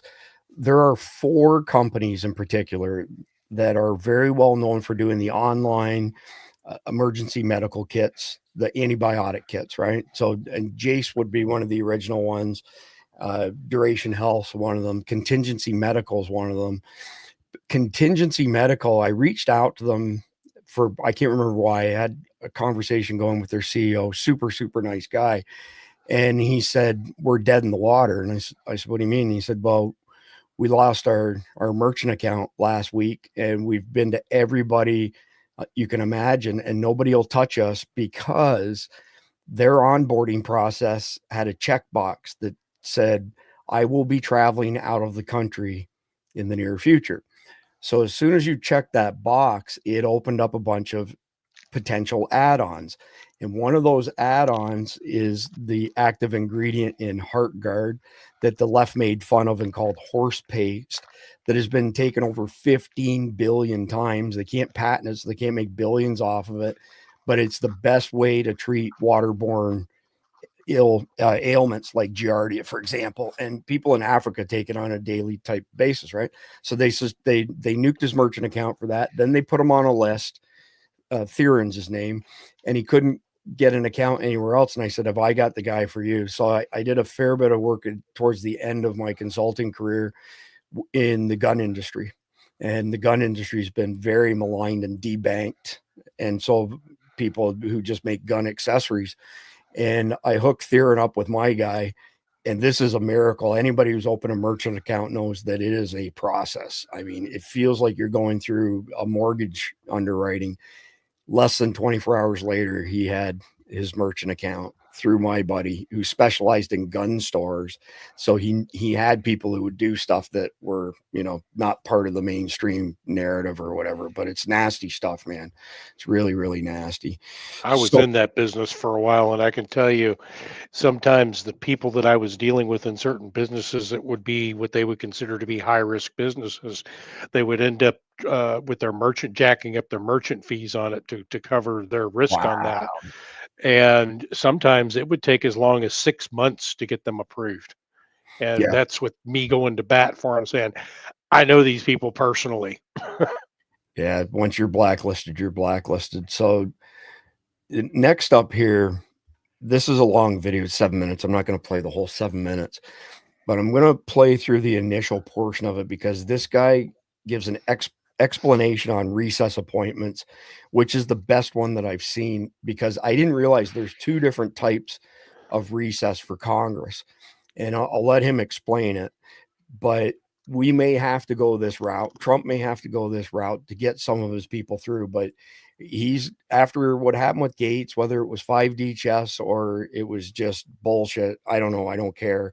He's dug in hard on Pete Hegseth and Tulsi and RFK, and I'm glad to see him do that, because when Gates fell out of the running really quickly. That was, my stomach kind of fell initially. I was thinking, oh my God, we're not going to go through this crap again. But anyway, I'll let this guy explain what recess appointments are. So the president has the power, if the Senate is in recess, to simply tap someone on the shoulder and decide that they will serve in office X. Could be the Secretary of Agriculture, could be the ambassador to NATO. And then, without a lot of to do, that person can begin serving. There is a time limit on such appointments, which is that they can serve until the next session. And how long that period is depends on what kind of recess is at issue. And there are two kinds of recess. One kind of recess is an inter-session recess, and the other kind is an intra-session recess. So Congress has two sessions in each Congress. They each last a year. So the break between the prior Congress and the first year of the new Congress, there's an inter-session recess there. And then between the first year and the second year, there can be an inter-session recess. But if you were to recess appoint someone during a recess, like, say in February, after the session for the new year has already started, that's an intra-session recess. Mm-hmm. If someone is appointed to an inter-session recess, they serve about a year because the next session is just about to start. And so that's the next session. And then you can only serve until the end of that. If you appoint someone, in the first year of a Congress, then they can serve until the next session, which is the second year, which means that the intra-session recesses can go on for longer. So there's a famous Supreme Court case about this. It was decided a decade ago. It's called Noel Canning. It's NLRB versus Noel Canning. And in that case, the President Obama was frustrated by the fact that the National Labor Relations Board didn't have a quorum. And so he put 3 people on that board so that it would have a quorum and it could start producing decisions. And that agency proceeds by doing adjudications. Like each thing it does is its own individual case. And so they produced some decisions that were, adverse to this company, Noel Canning, in the labor law area. And Noel Canning challenged it because President Obama had made those recess appointments during an intra-session recess. And the intra-session recess was very short. It was only 3 days. Mm-hmm. And let me explain why the recess was very short. In order to stop recesses, which give the president this opportunity to recess appoint, the Senate had taken to doing pro forma sessions. So they would actually not be conducting any business, but they would gavel themselves in and say, well, we're doing a session. And then they'd kind of quickly gavel the session out. And then on the fiction that the session was really continuing, but it wasn't. So interesting subject, interesting option for us if necessary, if we need something like this to get Trump's picks in there. I'll be honest with you, I read a lot of news and I had never heard of recess appointments until this time. So maybe I must not have been paying attention. Jeff, is this something you were aware of? I'm assuming. Yeah. I mean, it's been a tactic used for a long time. Usually when a president knows that who they want to put in is not going to pass muster in Congress, but they want to get him in. Sometimes it is a good friend, they want as an ambassador to Italy because they want to go to Rome or whatever. They get him in for a year and then they retire and go away. But yeah, it's been around for forever. It's just not used commonly, and when it is, most people don't notice. I would imagine this time around, if Trump uses them, they will notice and they will claim that the Democrats have never used it or something ridiculous like that. Do you have any insight on recess appointments as to? I don't have any insight on it, but I think it's brilliant that I won't want to say the Republicans, but I'll use the word Republicans. I think it's brilliant that they're starting to use the tools that have been used against us for so long against the enemy. This is something that I've been saying for a long time, and a lot of other people have been saying is, if you're going to fight dirty, you're going to have to fight dirty back, because it's the only way you're going to win. So I'm all for the recess appointments, simply because I look at this as an opportunity for somebody to, I said this the other day, I look at this as an opportunity for somebody to actually audition for the job and prove that they can do the job before they're actually put in there in a semi-permanent basis for it. If you got somebody that's doing a bad job, then you can say, yeah, I don't want you in there anymore, and move on to the next guy. Yeah, one that I can't remember who it was, but there was a case where they put someone up for a position, and during they were doing hearings, and it wasn't looking good, and there was the person made some flubs, but it was clear they weren't going to be approved. So what the president did was withdraw the nomination, and then like 2 weeks later they went into recess, and then he appointed the person as a recess appointment and got him in there anyway. But he did it because he understood it was obvious the writing was on the wall that the Senate wasn't going to approve him. So he just withdrew it, waited for Senate to go on recess, and then put him in anyway. Interesting thing about this Noel Canning case. Guess who was involved in that case? Mitch McConnell. Oh, wow. Of course. Go figure. The next link I did not have in our brief because, as I mentioned earlier, I was going to go look up this quote, and here it is. It was Teddy Roosevelt. If contrasting cultures are brought into America without assimilation, conflict is inevitable. Our nation will become a land of squabbling tribes.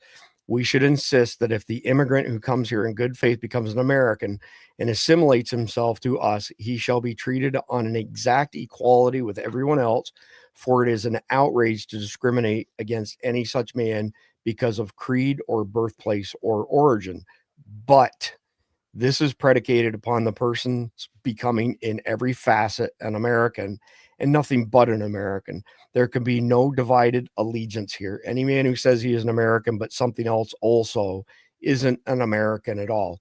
Mayorkas, born in Cuba, dual citizen, Israel, U.S. Good example of that. We have room for but one flag, the American flag. We have room for but one language here, and that is the English language. We have room for but one sole loyalty, and that is a loyalty to the American people. And there's a great picture of Teddy Roosevelt. Absolutely. He was pretty awesome. I got to admit, boy's been a fan of his. Anyway, moving along to Trump's picks. So Brendan Carr has some encouraging things to say here, which I've been bemoaning for quite some time, that the mainstream media and the networks broadcast knowingly false propaganda, and they face zero repercussions for doing so. And I felt like they deserve to lose their licenses at times. And that's exactly what Brendan Carr touches on in this video. When you say things to take a fresh look at, what are you talking about? You look on the media side, I think there's no question that trust in media is an all-time low. That's just not my opinion alone. Jeff Bezos did an op-ed recently where he noted how media used to be the most trusted institution in America. And for a long time, at least they could say we're more trusted than Congress. And now that has passed as well. It's fallen to the bottom. And so I think there's a lot that needs to take place to restore trust and confidence in media. And there's a role for the FCC, at least on the broadcast side, for instance. They have to operate in the public interest. And I think it's probably appropriate for the FCC to take a fresh look at what that requirement looks like.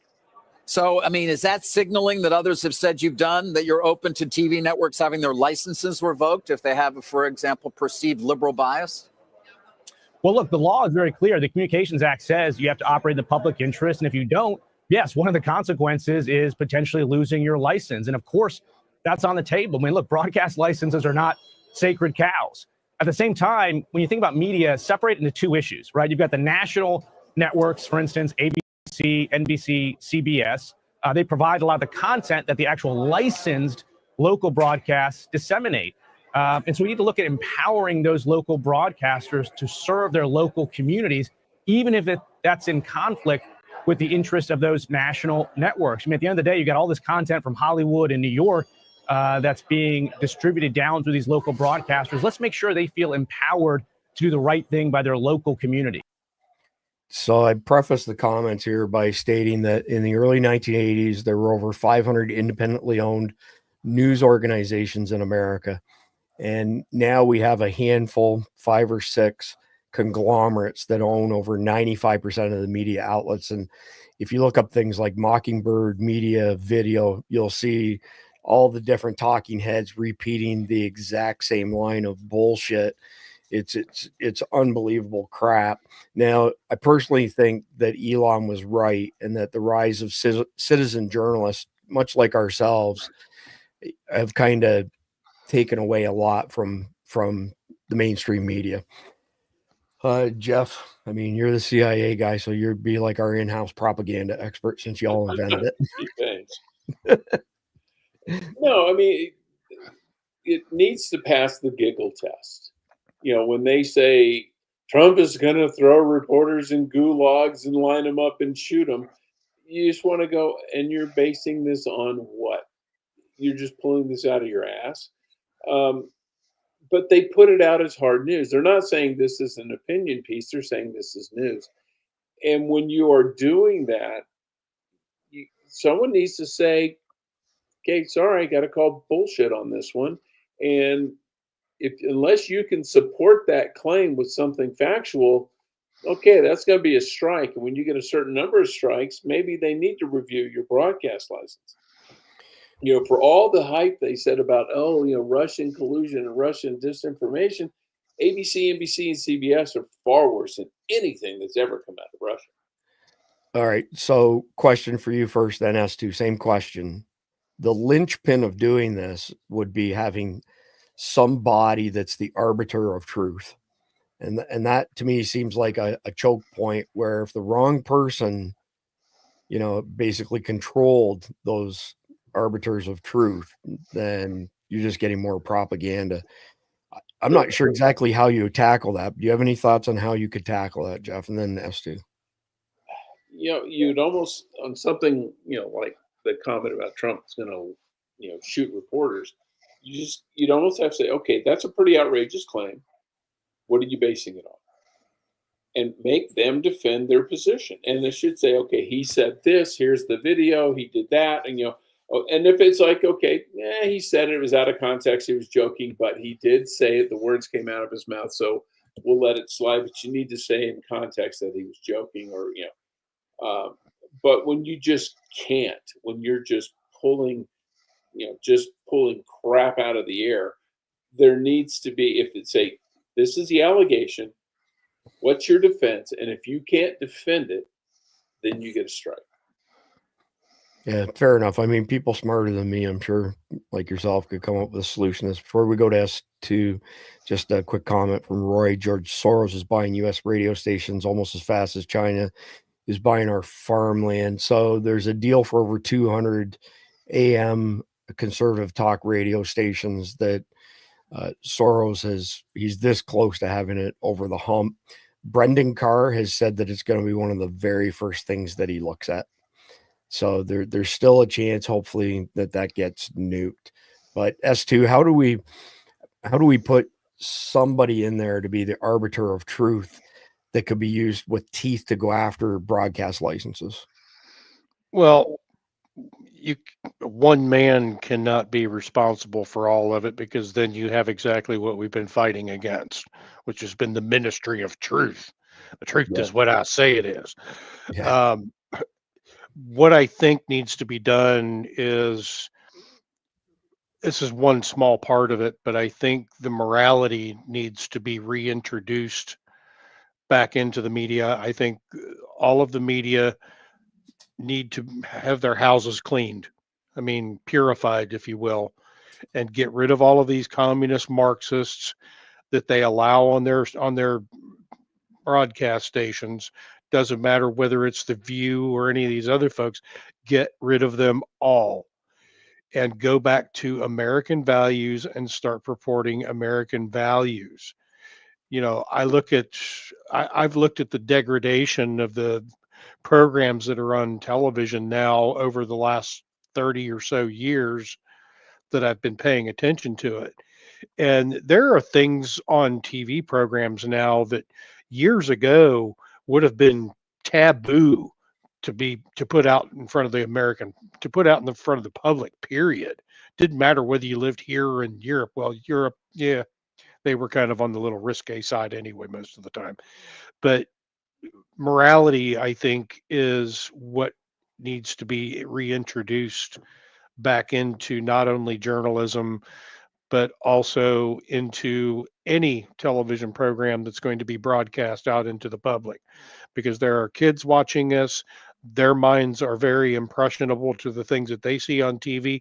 I mean, hell, there's kids out there playing video games now that think that when they shoot somebody in a video game, in real life, you get to hit the reset button and they're just going to get back up and you get to go take another go at it. And I just don't see that there's any other way other than a complete purge of the media, and start looking at putting people back in there. And if you don't want to play ball with going with American values, then you need to have your license revoked, period. Yep. Well said. Well said. All right. We'll move on to the next one here, which this one's pretty crazy. So this is from Charlie Kirk, very smart guy, of course.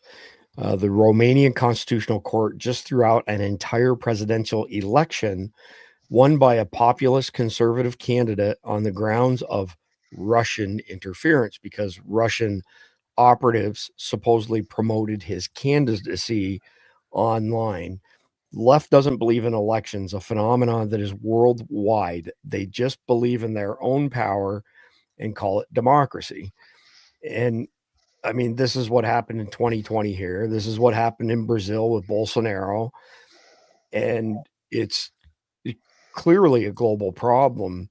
The reason I picked this one and played it, though, is just to show that here's what's going on elsewhere. It's a great predictor of what's happening here. But in this case, we were probably a predictor that it would happen there instead. It was just kind of ironic. So, I mean, again, Jeff, you're former CIA, you specialize in overthrowing elections.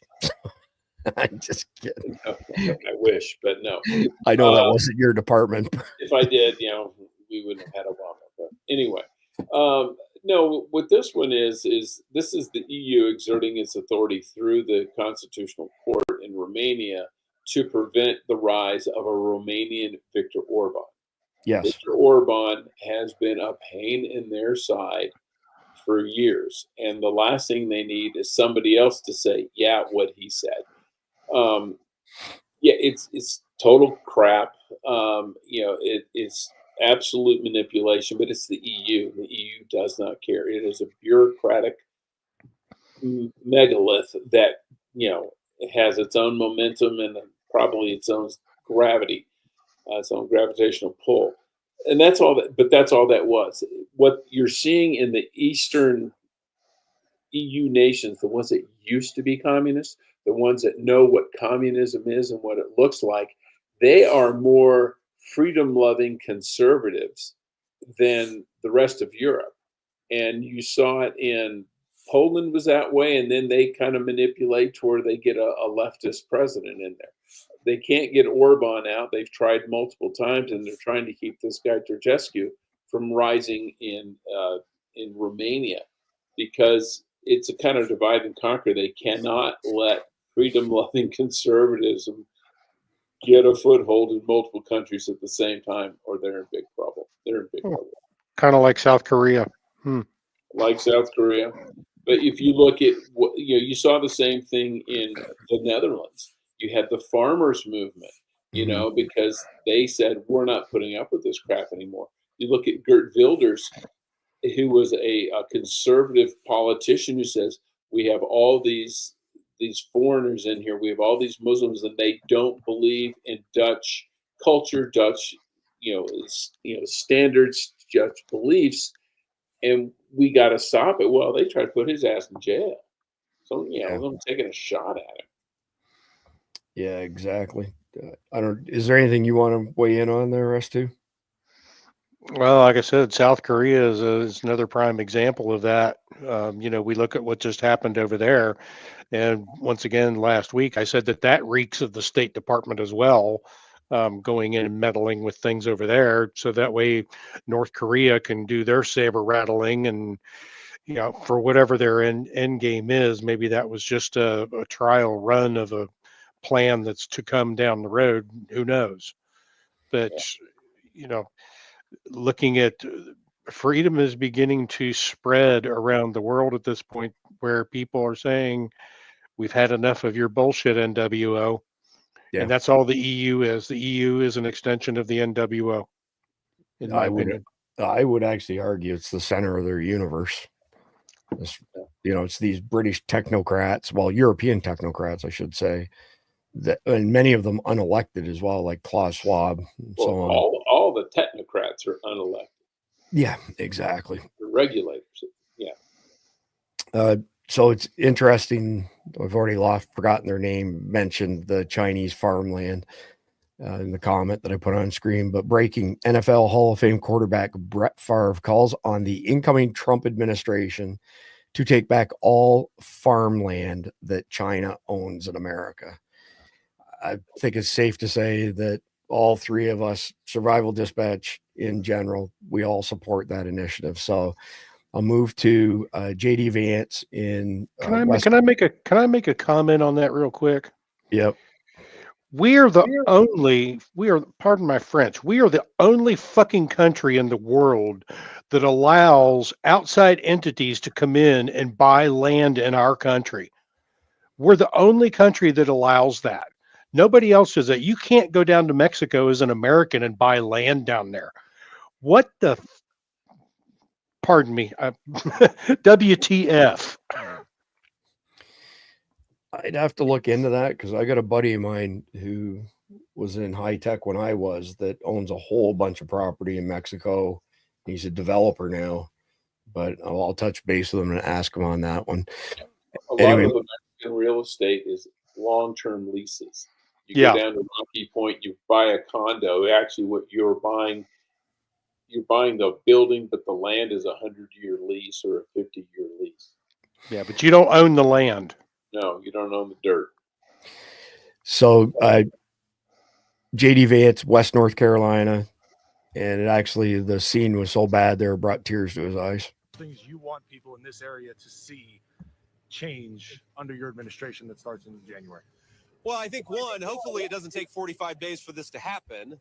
But as I mentioned earlier, Tom and Ted have explicitly asked the Biden administration to grant the FEMA waiver that would allow mobile homes to come back to this area, that would actually give people some short and maybe some medium-term housing. I mean, Tom and Ted are welcome to talk about that if they want to say more. I hope it doesn't take 45 days, but if, God forbid, it takes 45 days, that's something that is going to change immediately under President Trump's leadership. Think about it.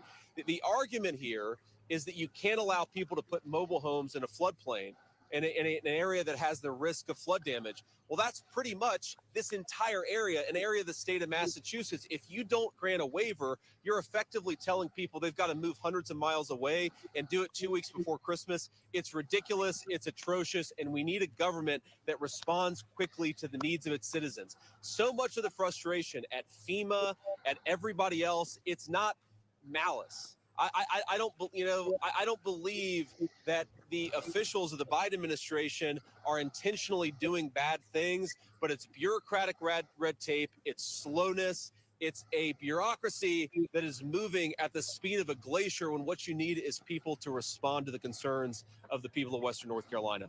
I disagree with JD. I feel some of this stuff is absolutely on purpose. Just quick answer here from Yandex. Americans and any other foreign citizen can easily and legally purchase property in Mexico directly and hold title in their own name as long as the property is not in a restricted zone. And there's a whole bunch of stuff down there as well. Like I said, I've got a good friend of mine who's went from high tech into developing land, and he bought a very large portion of waterfront on the Pacific Ocean just south of Tijuana. Has been developing that for a number of years. Just want to make sure that we're clear on the record there. Well, Jeff, it's changed since I was down there last. well, it says section 27 of their constitution. So whenever that was, but Jeff, this whole debacle with this Hurricane Helene relief. Yeah, I heard JD, he said there, hopefully it doesn't take, 44 days till we get in power. It will. Based on everything that Doc Pete and Mike Hall are telling me, this is going to be going on for a long time. Well, they can do a lot by executive order because, FEMA is just another government agency, and they can say, yeah, these rules you have, they're gone. And think about it, I don't know how much of it is malicious and how much of it is just bureaucratic. It's like Mike Sterling always says, don't attribute to evil what can be attributed to stupidity, because stupid is real common. And we saw it in North Carolina, and it was at the state level. The Amish had built these small homes that you could put on the back of a truck and drive down there and plop on the ground and give people housing. It was temporary, obviously temporary, and the state wouldn't let them because they didn't dot some I's or cross some T's and get some Mother May permission. Didn't meet code. Yeah. Yeah. Exactly. What code? What is there a code for houses that can be put on the back of a trailer and drop down on a property to help someone who just lost their home in a hurricane? I don't think there is such a code. But yeah, it's this idea of we have to stick to the letter of the law and ignore common sense.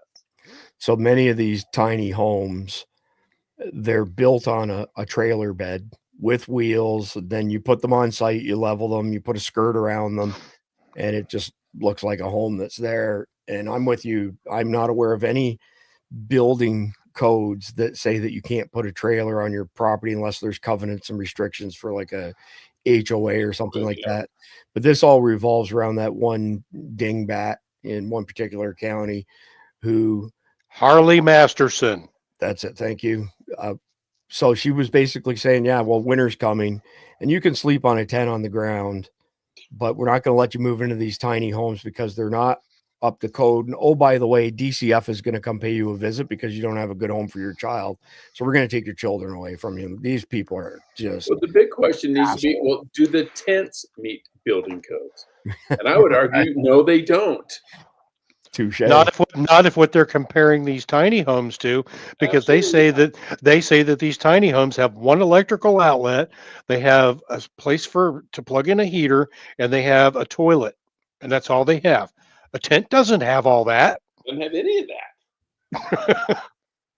Yeah, I mean, it's an atrocity, right? But absolute power corrupts, absolutely. And you get these bureaucrats who think that they can do whatever they want. There's no repercussions. They don't answer to anybody. It's bullshit.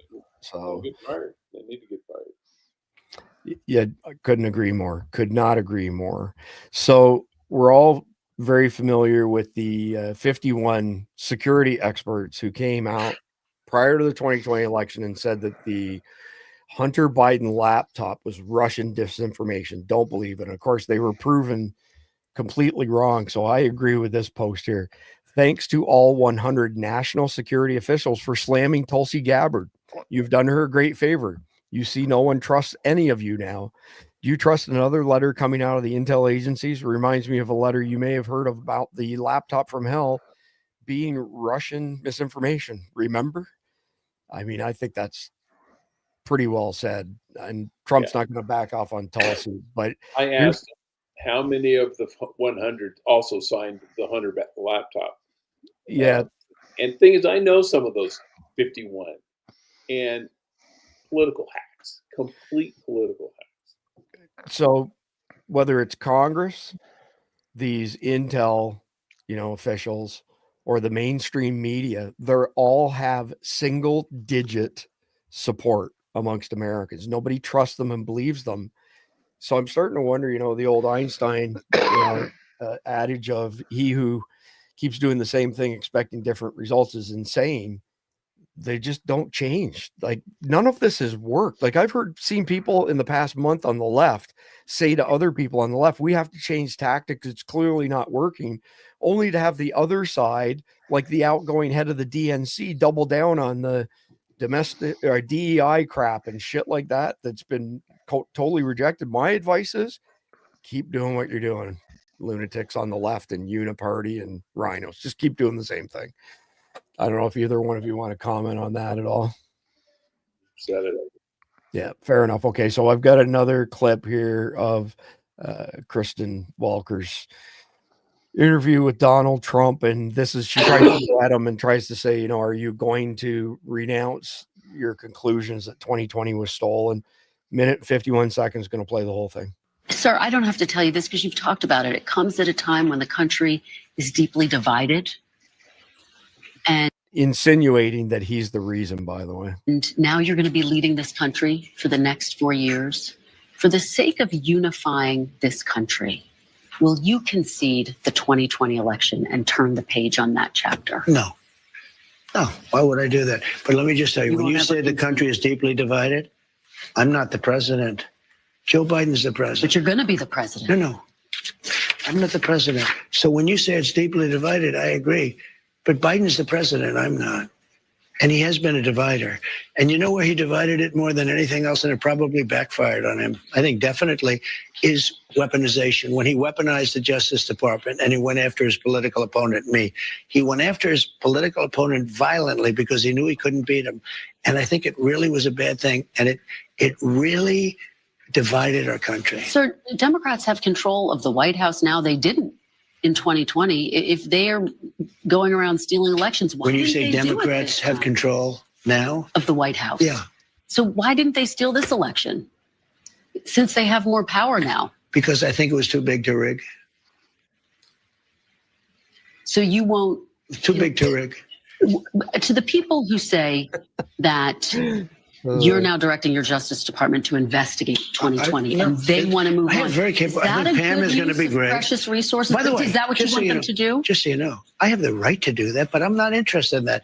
Oh, you're not. You're not going to do that. I'm not interested. I have the absolute right. I'm the chief law enforcement officer. You do know that. I'm the president. But I'm not interested in that. You know what I'm interested in?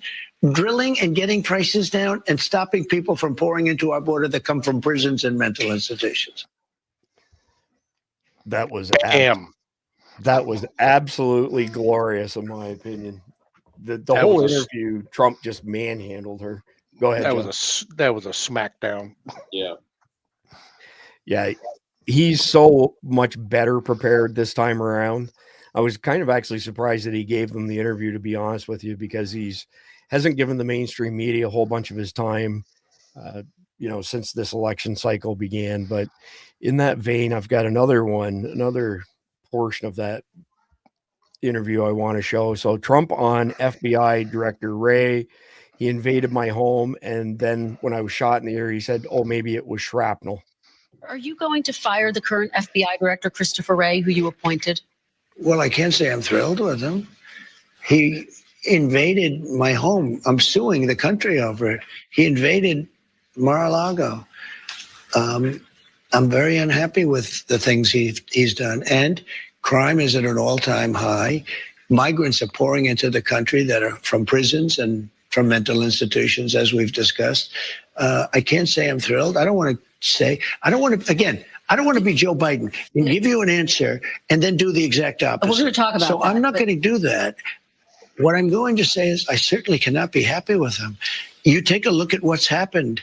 And then when I was shot in the ear, he said, "Oh, maybe it was shrapnel." Where's the shrapnel coming from? Is it coming from heaven? I don't think so.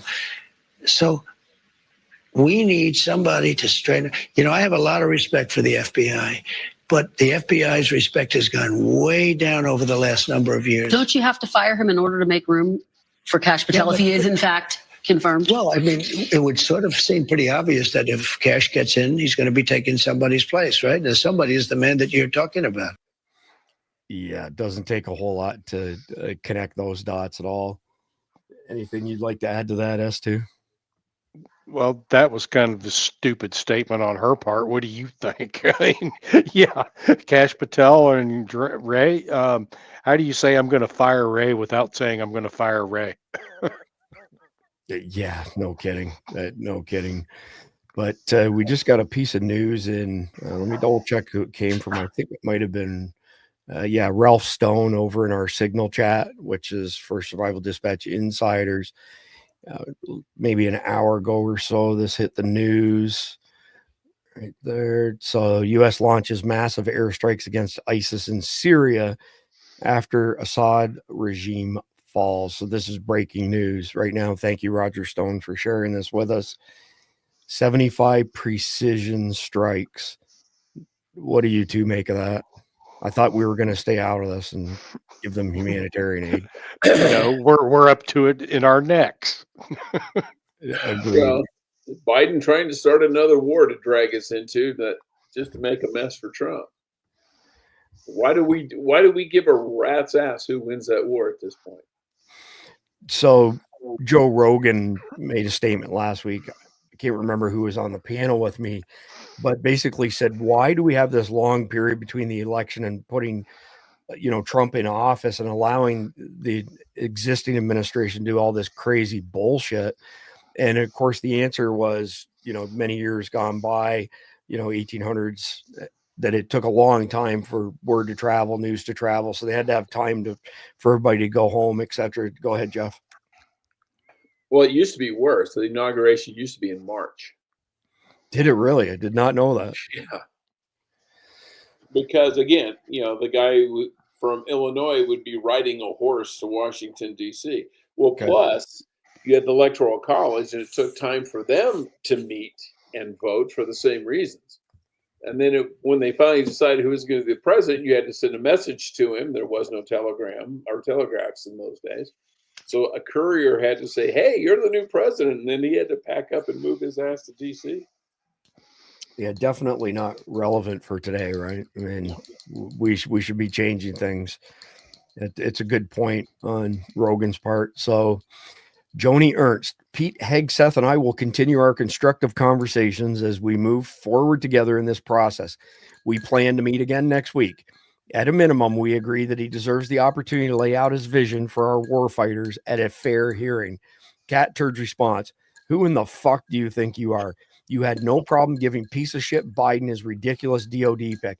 This isn't about you, you narcissistic clown. You represent Iowa, who overwhelmingly wants you to vote yes on Trump's picks. You are truly everything that's wrong with our country. And I couldn't agree more. And it goes even further. There's munitions manufacturers in Iowa who gave her millions of dollars to get her elected and have her on the puppet strings now. It's so transparent and easy to see through this stuff. I mean, this stuff just makes my blood boil. There need to be criminal charges or something laid against somebody who takes money from private interests and then knowingly goes against what's best for the country. Jeff, you want to add anything before my watch goes off and starts telling me I have a regular heartbeat? Well, it's with anything else, follow the money. Yeah. It just boils down to, and it's not in the interest of Iowa because, I'm from Iowa. I was born in Iowa, raised as a kid in Iowa. They don't give a shit about that stuff. They're worried about corn prices. There's a select group of people who have a factory in Iowa, probably down in Dubuque area, that make artillery shells. There's a factory in Garland, Texas that does it too. It's not the only thing they do, but there's a lot of places that do it. But we shouldn't be starting wars and getting people killed so that a company can make a profit. There is not an American soldier's life that should be worth less than the profits of some defense contractor. Yeah, exactly. S2, your thoughts on this corruption? That's all it is. Iowa's got other problems too. They've been trying to fight against this carbon capture pipeline there.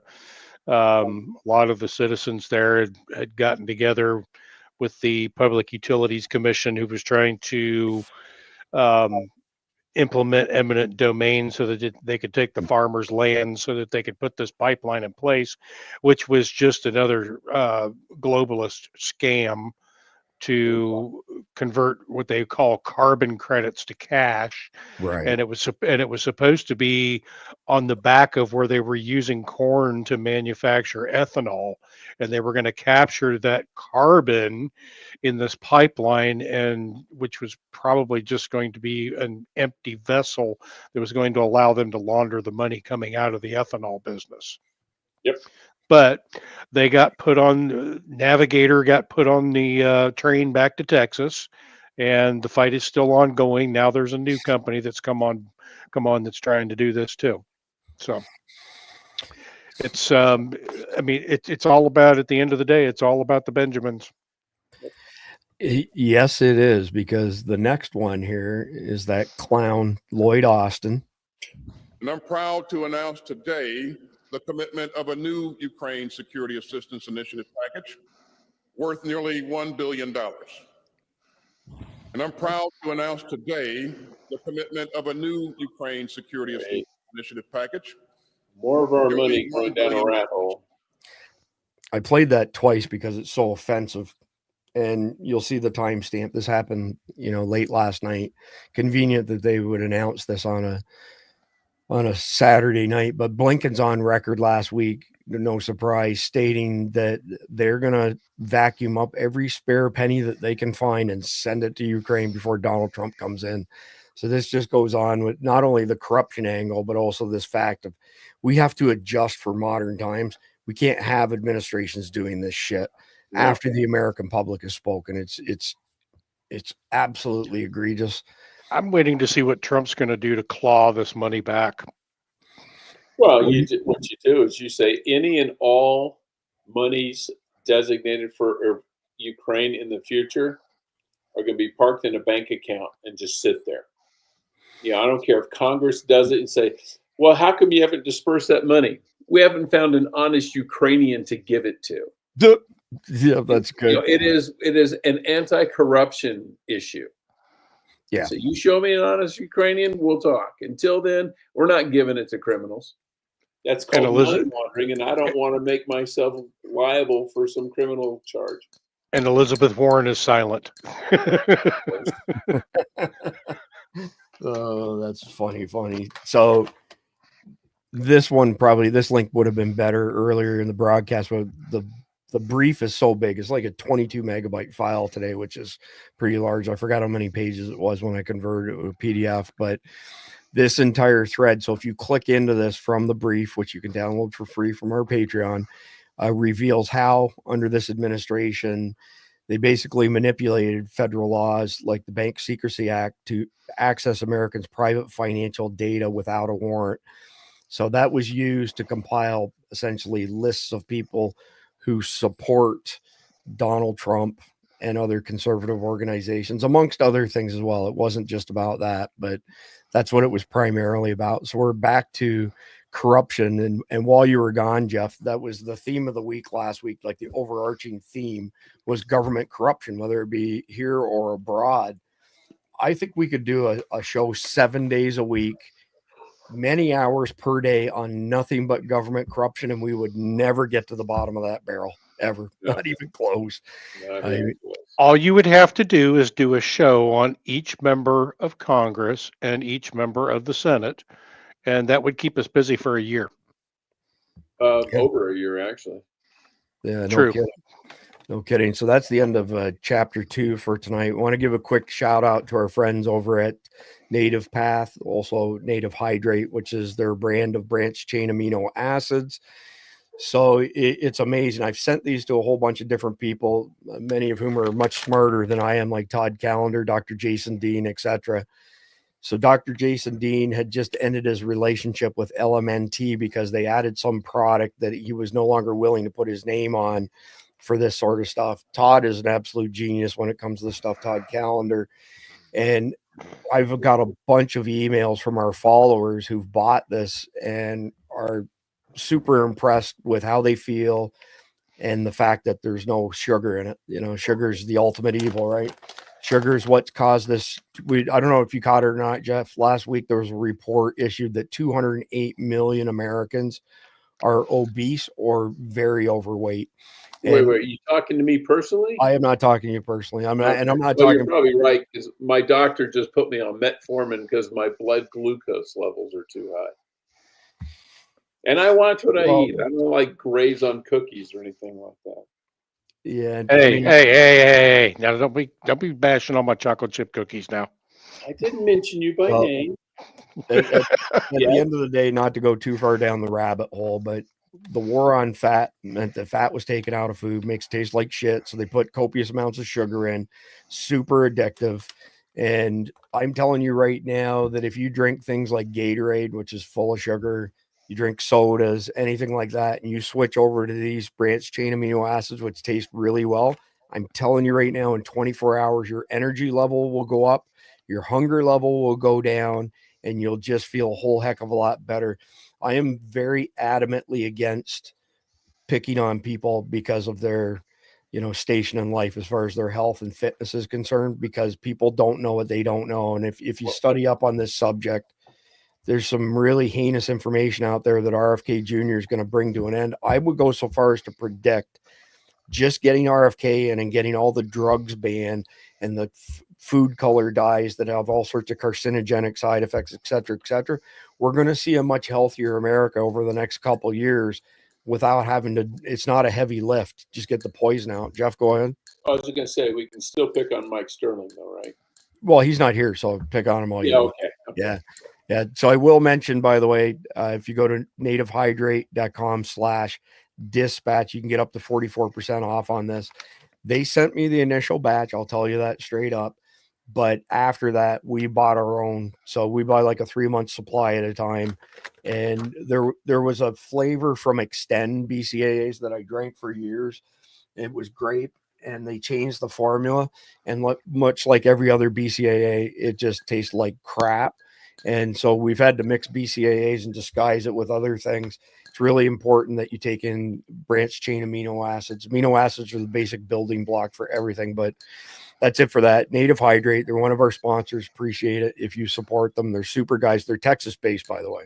So, I mean, that tells you everything you need to know right there. And get the tangerine flavored. Oh.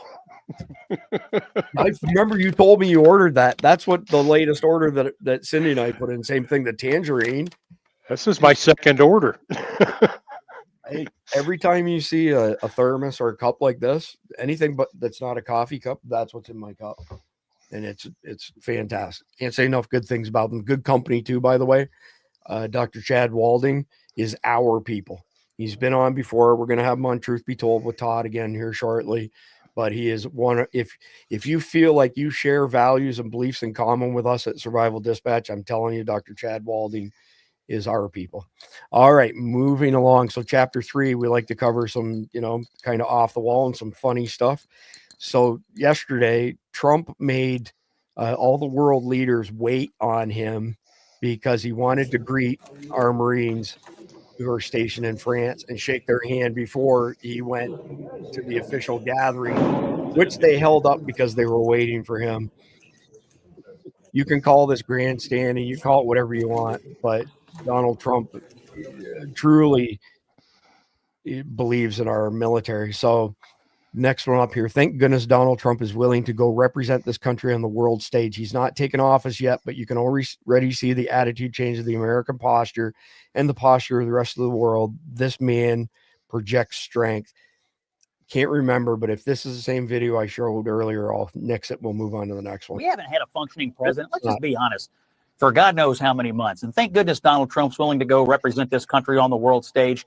He's not taken office yet, but you can already see the attitude change of the American posture and the posture of the rest of the world to the United States of America. We've had a weak presidency for 4 years. We will now have a strong president, love him or hate him. You got to love the looks on his co-host, by the way, on their faces. This man projects strength. Joe Biden has projected weakness. Especially the broad in the middle. I'm glad Donald Trump is there. This church, this cathedral reopening is a big deal to Catholics and Christians all over the world. Thank goodness Donald Trump made this trip. It makes America look good for the U.S. president to be engaged in a historical moment like this. So I'm glad he made the trip. Not that I give a shit about someone who just found out her ex-husband married a really hot conservative chick. Not that I give.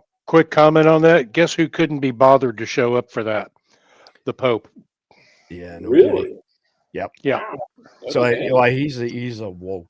Well, he's a communist. Yeah. He is absolutely, and I could give a shit about CNN, but I think Scott Jennings is probably going to end up saving the network.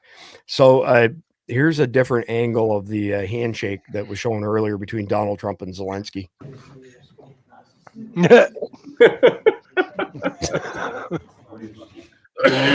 I got to play it twice just because. All right, moving on to the next one. There's actually a third angle of the handshake, and here it is. Or wait a minute. Yep, it comes right after Macron, I think.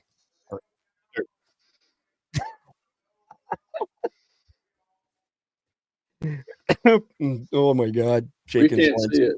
Nothing showing. Oh shit! Sorry, I got so excited to show this one. Check it out. Now this is what I call cashback. Now this is what I call cashback. You gotta love them. All right, moving on to the next one. Trump just physically dominated the French puppet president on the world stage today. I guarantee you 47 would not have done this if Macron did not initiate it. This is one of 3 different handshakes at 3 different points in time yesterday, and he did the same thing each time. Total alpha move here. Ow.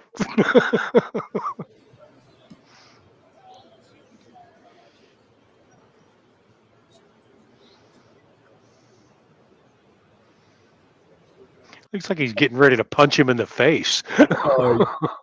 Absolutely hilarious. Like arm wrestling. He's going to throw him to the ground. Yeah, and this is the X-ray afterwards of Macron's hand after yesterday.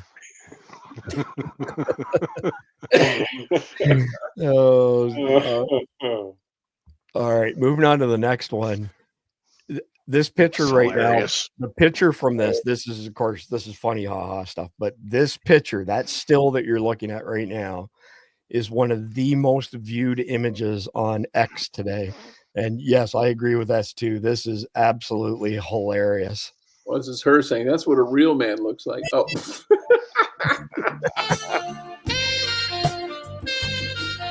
I got my Bic lighter. I'm holding it up in the air.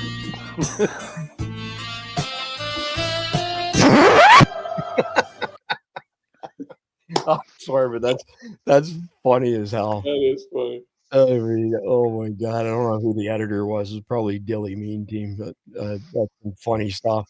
Or he's been arrested by the FBI. Yeah. So the next one here, whose advice would you take with regards to being healthy, Bill Gates or RFK Jr.?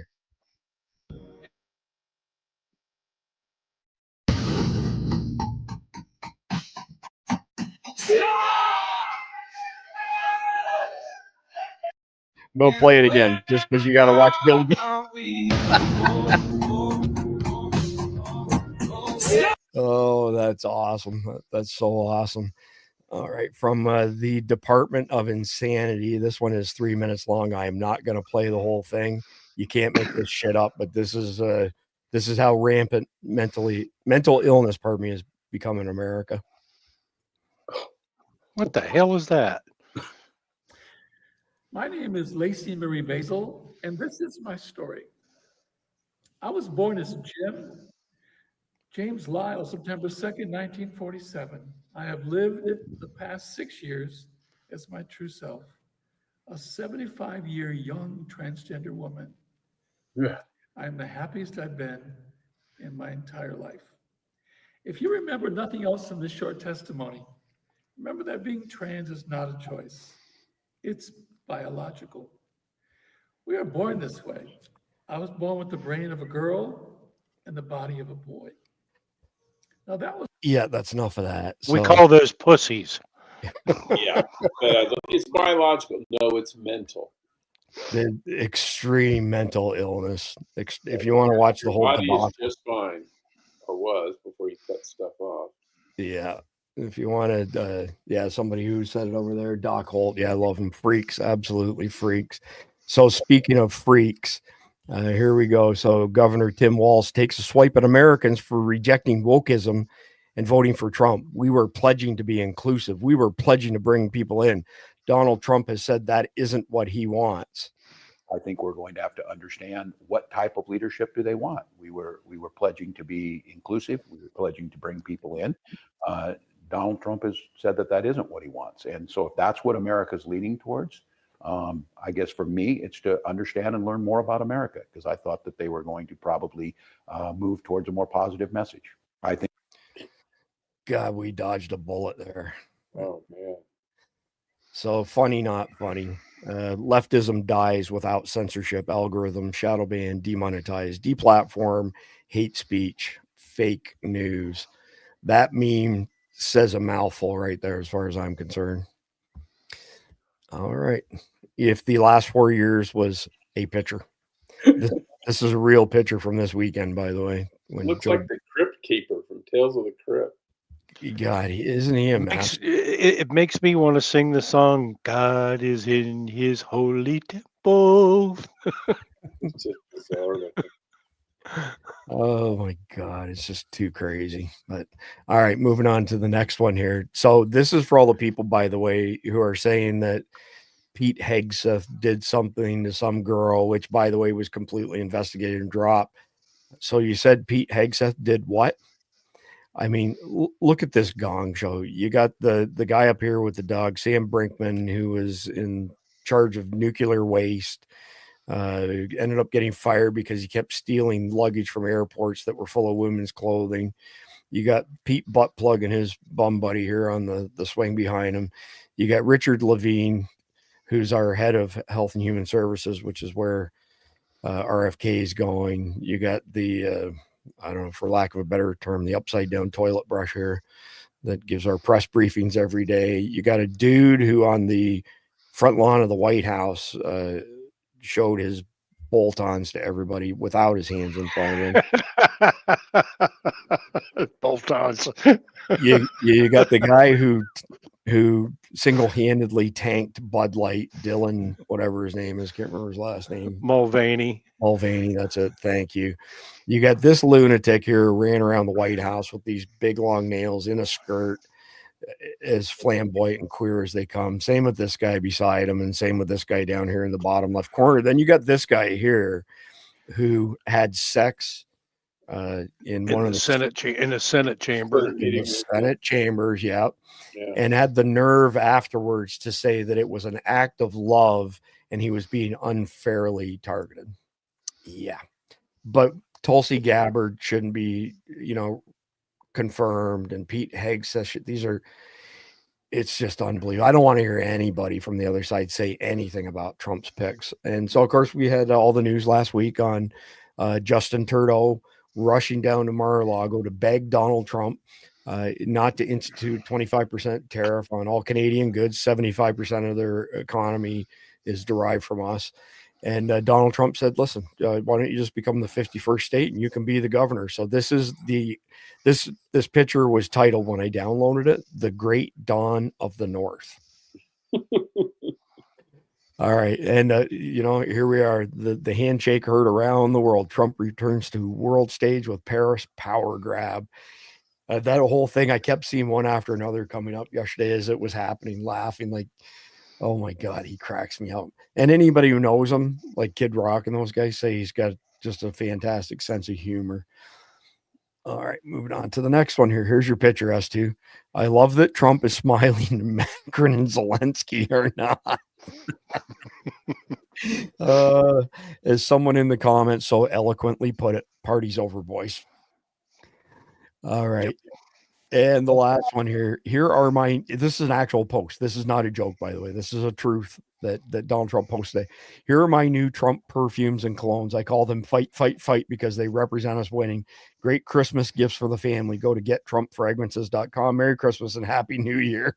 And of course, look at the look on Jill's face. I mean, what more can you say? It's a real man. If nothing, I saw the same thing on Kamala's face during the debates when she was stoned. That is too freaking funny. Golly.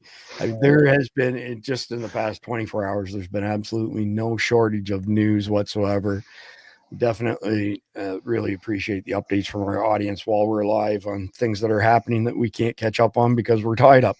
So homework for our audience. What can our audience do in light of everything that we have discussed on this episode? And right now, a lot of what we covered today isn't necessarily actionable, but I would remind everybody to spread truth tellers to your circuit. So that's not just Survival Dispatch News, that's other people as well. But if you only consume content on YouTube, number one, and if you only use Google as your search engine, you are being fed a narrative of bullshit. And you have to get out from under their purview to see the truth. The truth on Google's on the 5th or 6th page. 90% of people don't scroll down and click anything. It's called the fold. 90% of clicks above the fold. You're not getting the truth on YouTube because we've got 2 strikes in the past month on complete bullshit. I keep wondering when we're going to be allowed to tell the truth with regards to that flu bug that was, whatever, because there's one study, government paper, CDC papers, et cetera, showing what a disaster that was. So spreading the truth, hopefully it'll get to YouTube. Jeff, did you want to add to that? I was going to say something about Google. As a wise man once said, if you've killed somebody and you want to hide the body, put it on the 2nd page of the Google search results. No one will ever find it. And well said. The other homework item that I would add is, look, we gave Trump a mandate, and speak up and be vocal as far as supporting Trump's picks are concerned. Yes, sir. Contact your senators and tell them you want them to approve Trump's nominees. And if they don't, you'll be voting for their opponent in the primary. And there will be a primary. Well said. I mean, there's been a bunch of people saying for the past week, we've got these 4 rhinos and it's 53 to 49 split. It's not 4 rhinos. There's like a dozen of them. And it's a disgrace. And it's the way that they've run things forever and a day. And we need term limits. And we also, I got an email from somebody saying that they were very proud because they've been working hard to save the Republican Party by bringing in MAGA people and stuff. I don't give a shit about the Republican Party, and most people like me don't give a shit about the Republican Party. They could disappear tomorrow. It wouldn't bother me whatsoever. What matters is that we have a voice like we have with Donald Trump and his picks and a lot of the people that we voted into office this last time around, because the Republicans, Democrats, it's political theater at best. S2, any homework you can think of for our audience? Up your level of discernment for what you are looking at. Just like the pictures of Assad over there in Russia, whether it's somebody saying we're shooting missiles at somebody, examine the information that is being put in front of you and don't use a single source to determine it as truth. Amen. Well said. Quick reminder, if you go to patreon.com/survival dispatch, sign up for a free membership. You can download the brief from every episode, has all the links, has notes, shows you everything that we're covering. Many times there's stuff that we don't get to cover because we run out of time. That information is in there as well. Our senior editor at Survival Dispatch, her name's Grace McCutcheon. She does a phenomenal job of keeping up to date on our website, survivaldispatch.com, with the current news articles. If you haven't seen our briefs, it's essentially an Apple Note, red, white, and blue colors, differentiate stuff. I flip it to a PDF. All the panelists get it. We send it to our Signal group, which you can be invited to if you become a paying member. But if you're a free member, you can still download it from Patreon. I'm going to have Grace at some point. It's probably like 4 or 5 months away, but I've already started the process to take our daily briefs and turn them into the same type of polished products like our Survival Dispatch Insider magazines. So the previous owner of Survival Dispatch, before I acquired the company, spent over $1 million in payroll to produce those 36 e-magazines. So you can't see them all because of the camera angle, but they go up to the ceiling, they go down behind the monitors and stuff over there. They were very well produced, very polished, a ton of information in there. By the way, if you pay to become a patron subscriber, you get our Essentials Guide, which is a compilation of all that stuff. It's 228 pages long. You get it for free. And if you're a paying member, you also get those for half price, $4.99 instead of $9.99. But again, what we're going to do is we're going to turn this brief into a very polished product like the e-magazines. So for people who don't have time to watch the video, don't want to watch the video because they don't want to listen to ads or whatever the case may be, that will be a very polished daily magazine of curated news content, even more so than what we currently have just as PDF. So with that out of the way, please mash the like button. And S2, I'm assuming you have the brief in front of you and that you can take away with the conflicted question. No, this is going to be good. John F. Kennedy, in a speech 10 days before his assassination, said, "For we are opposed around the world by a monolithic and ruthless conspiracy that relies primarily on covert means for expanding its sphere of influence, on infiltration instead of invasion, on subversion instead of elections, on intimidation instead of free choice, on guerrillas by night instead of armies by day. It is a system which has conscripted vast human and material resources into the building of a tightly knit, highly efficient machine that combines military, diplomatic, intelligence, economic, scientific, and political operations." Who was JFK referring to, and what makes you say that? So Jeff, being former CIA, is going to have a fantastic answer. So before we go there, because my answer is not going to be fantastic, well, but much more simple. This diagram was put together by Todd Callender when Todd and Lieutenant Colonel Doc Pete Chambers were addressing the Croatian government. And this essentially shows what the structure of power looks like across the world. So you've got these people at the top, the policymakers. So World Economic Forum, Club of Rome, the Rockefellers, et cetera, et cetera. And then below that, they have their policy distributors. So IMF, International Monetary Fund, World Bank, World Health Organization, bunch of NGOs. Then below that, you have policy enforcers. So these are governments that have been infiltrated by WEF, young global leaders. So especially so Australia, New Zealand, Canada, and other Western countries. And then you have the policy propagandists. This is the mainstream media. That's nothing but propaganda. And then the policy subjects, which is us. So who was JFK speaking to? He was speaking to this. This is not something that's new. This has been around since Christ was a cowboy. And that's my answer. Jeff, your turn. Well, given the context of the times and Kennedy's politics, I mean, he was a Democrat, but not by today's standards. I would think he was referring to the international communism, how they would subvert countries. They would do it not openly, but covertly through newspapers, through academics, through political organizations, through the UN, among others. And I think he recognized that they knew they couldn't beat us militarily, so they were going to beat us socially, morally, economically, in any other way they could. As I suspected, good answer. Jeff, you just described the CIA. That is not true. We are not. We never were communists. We fought against communists. Your turn, S2. I just said it.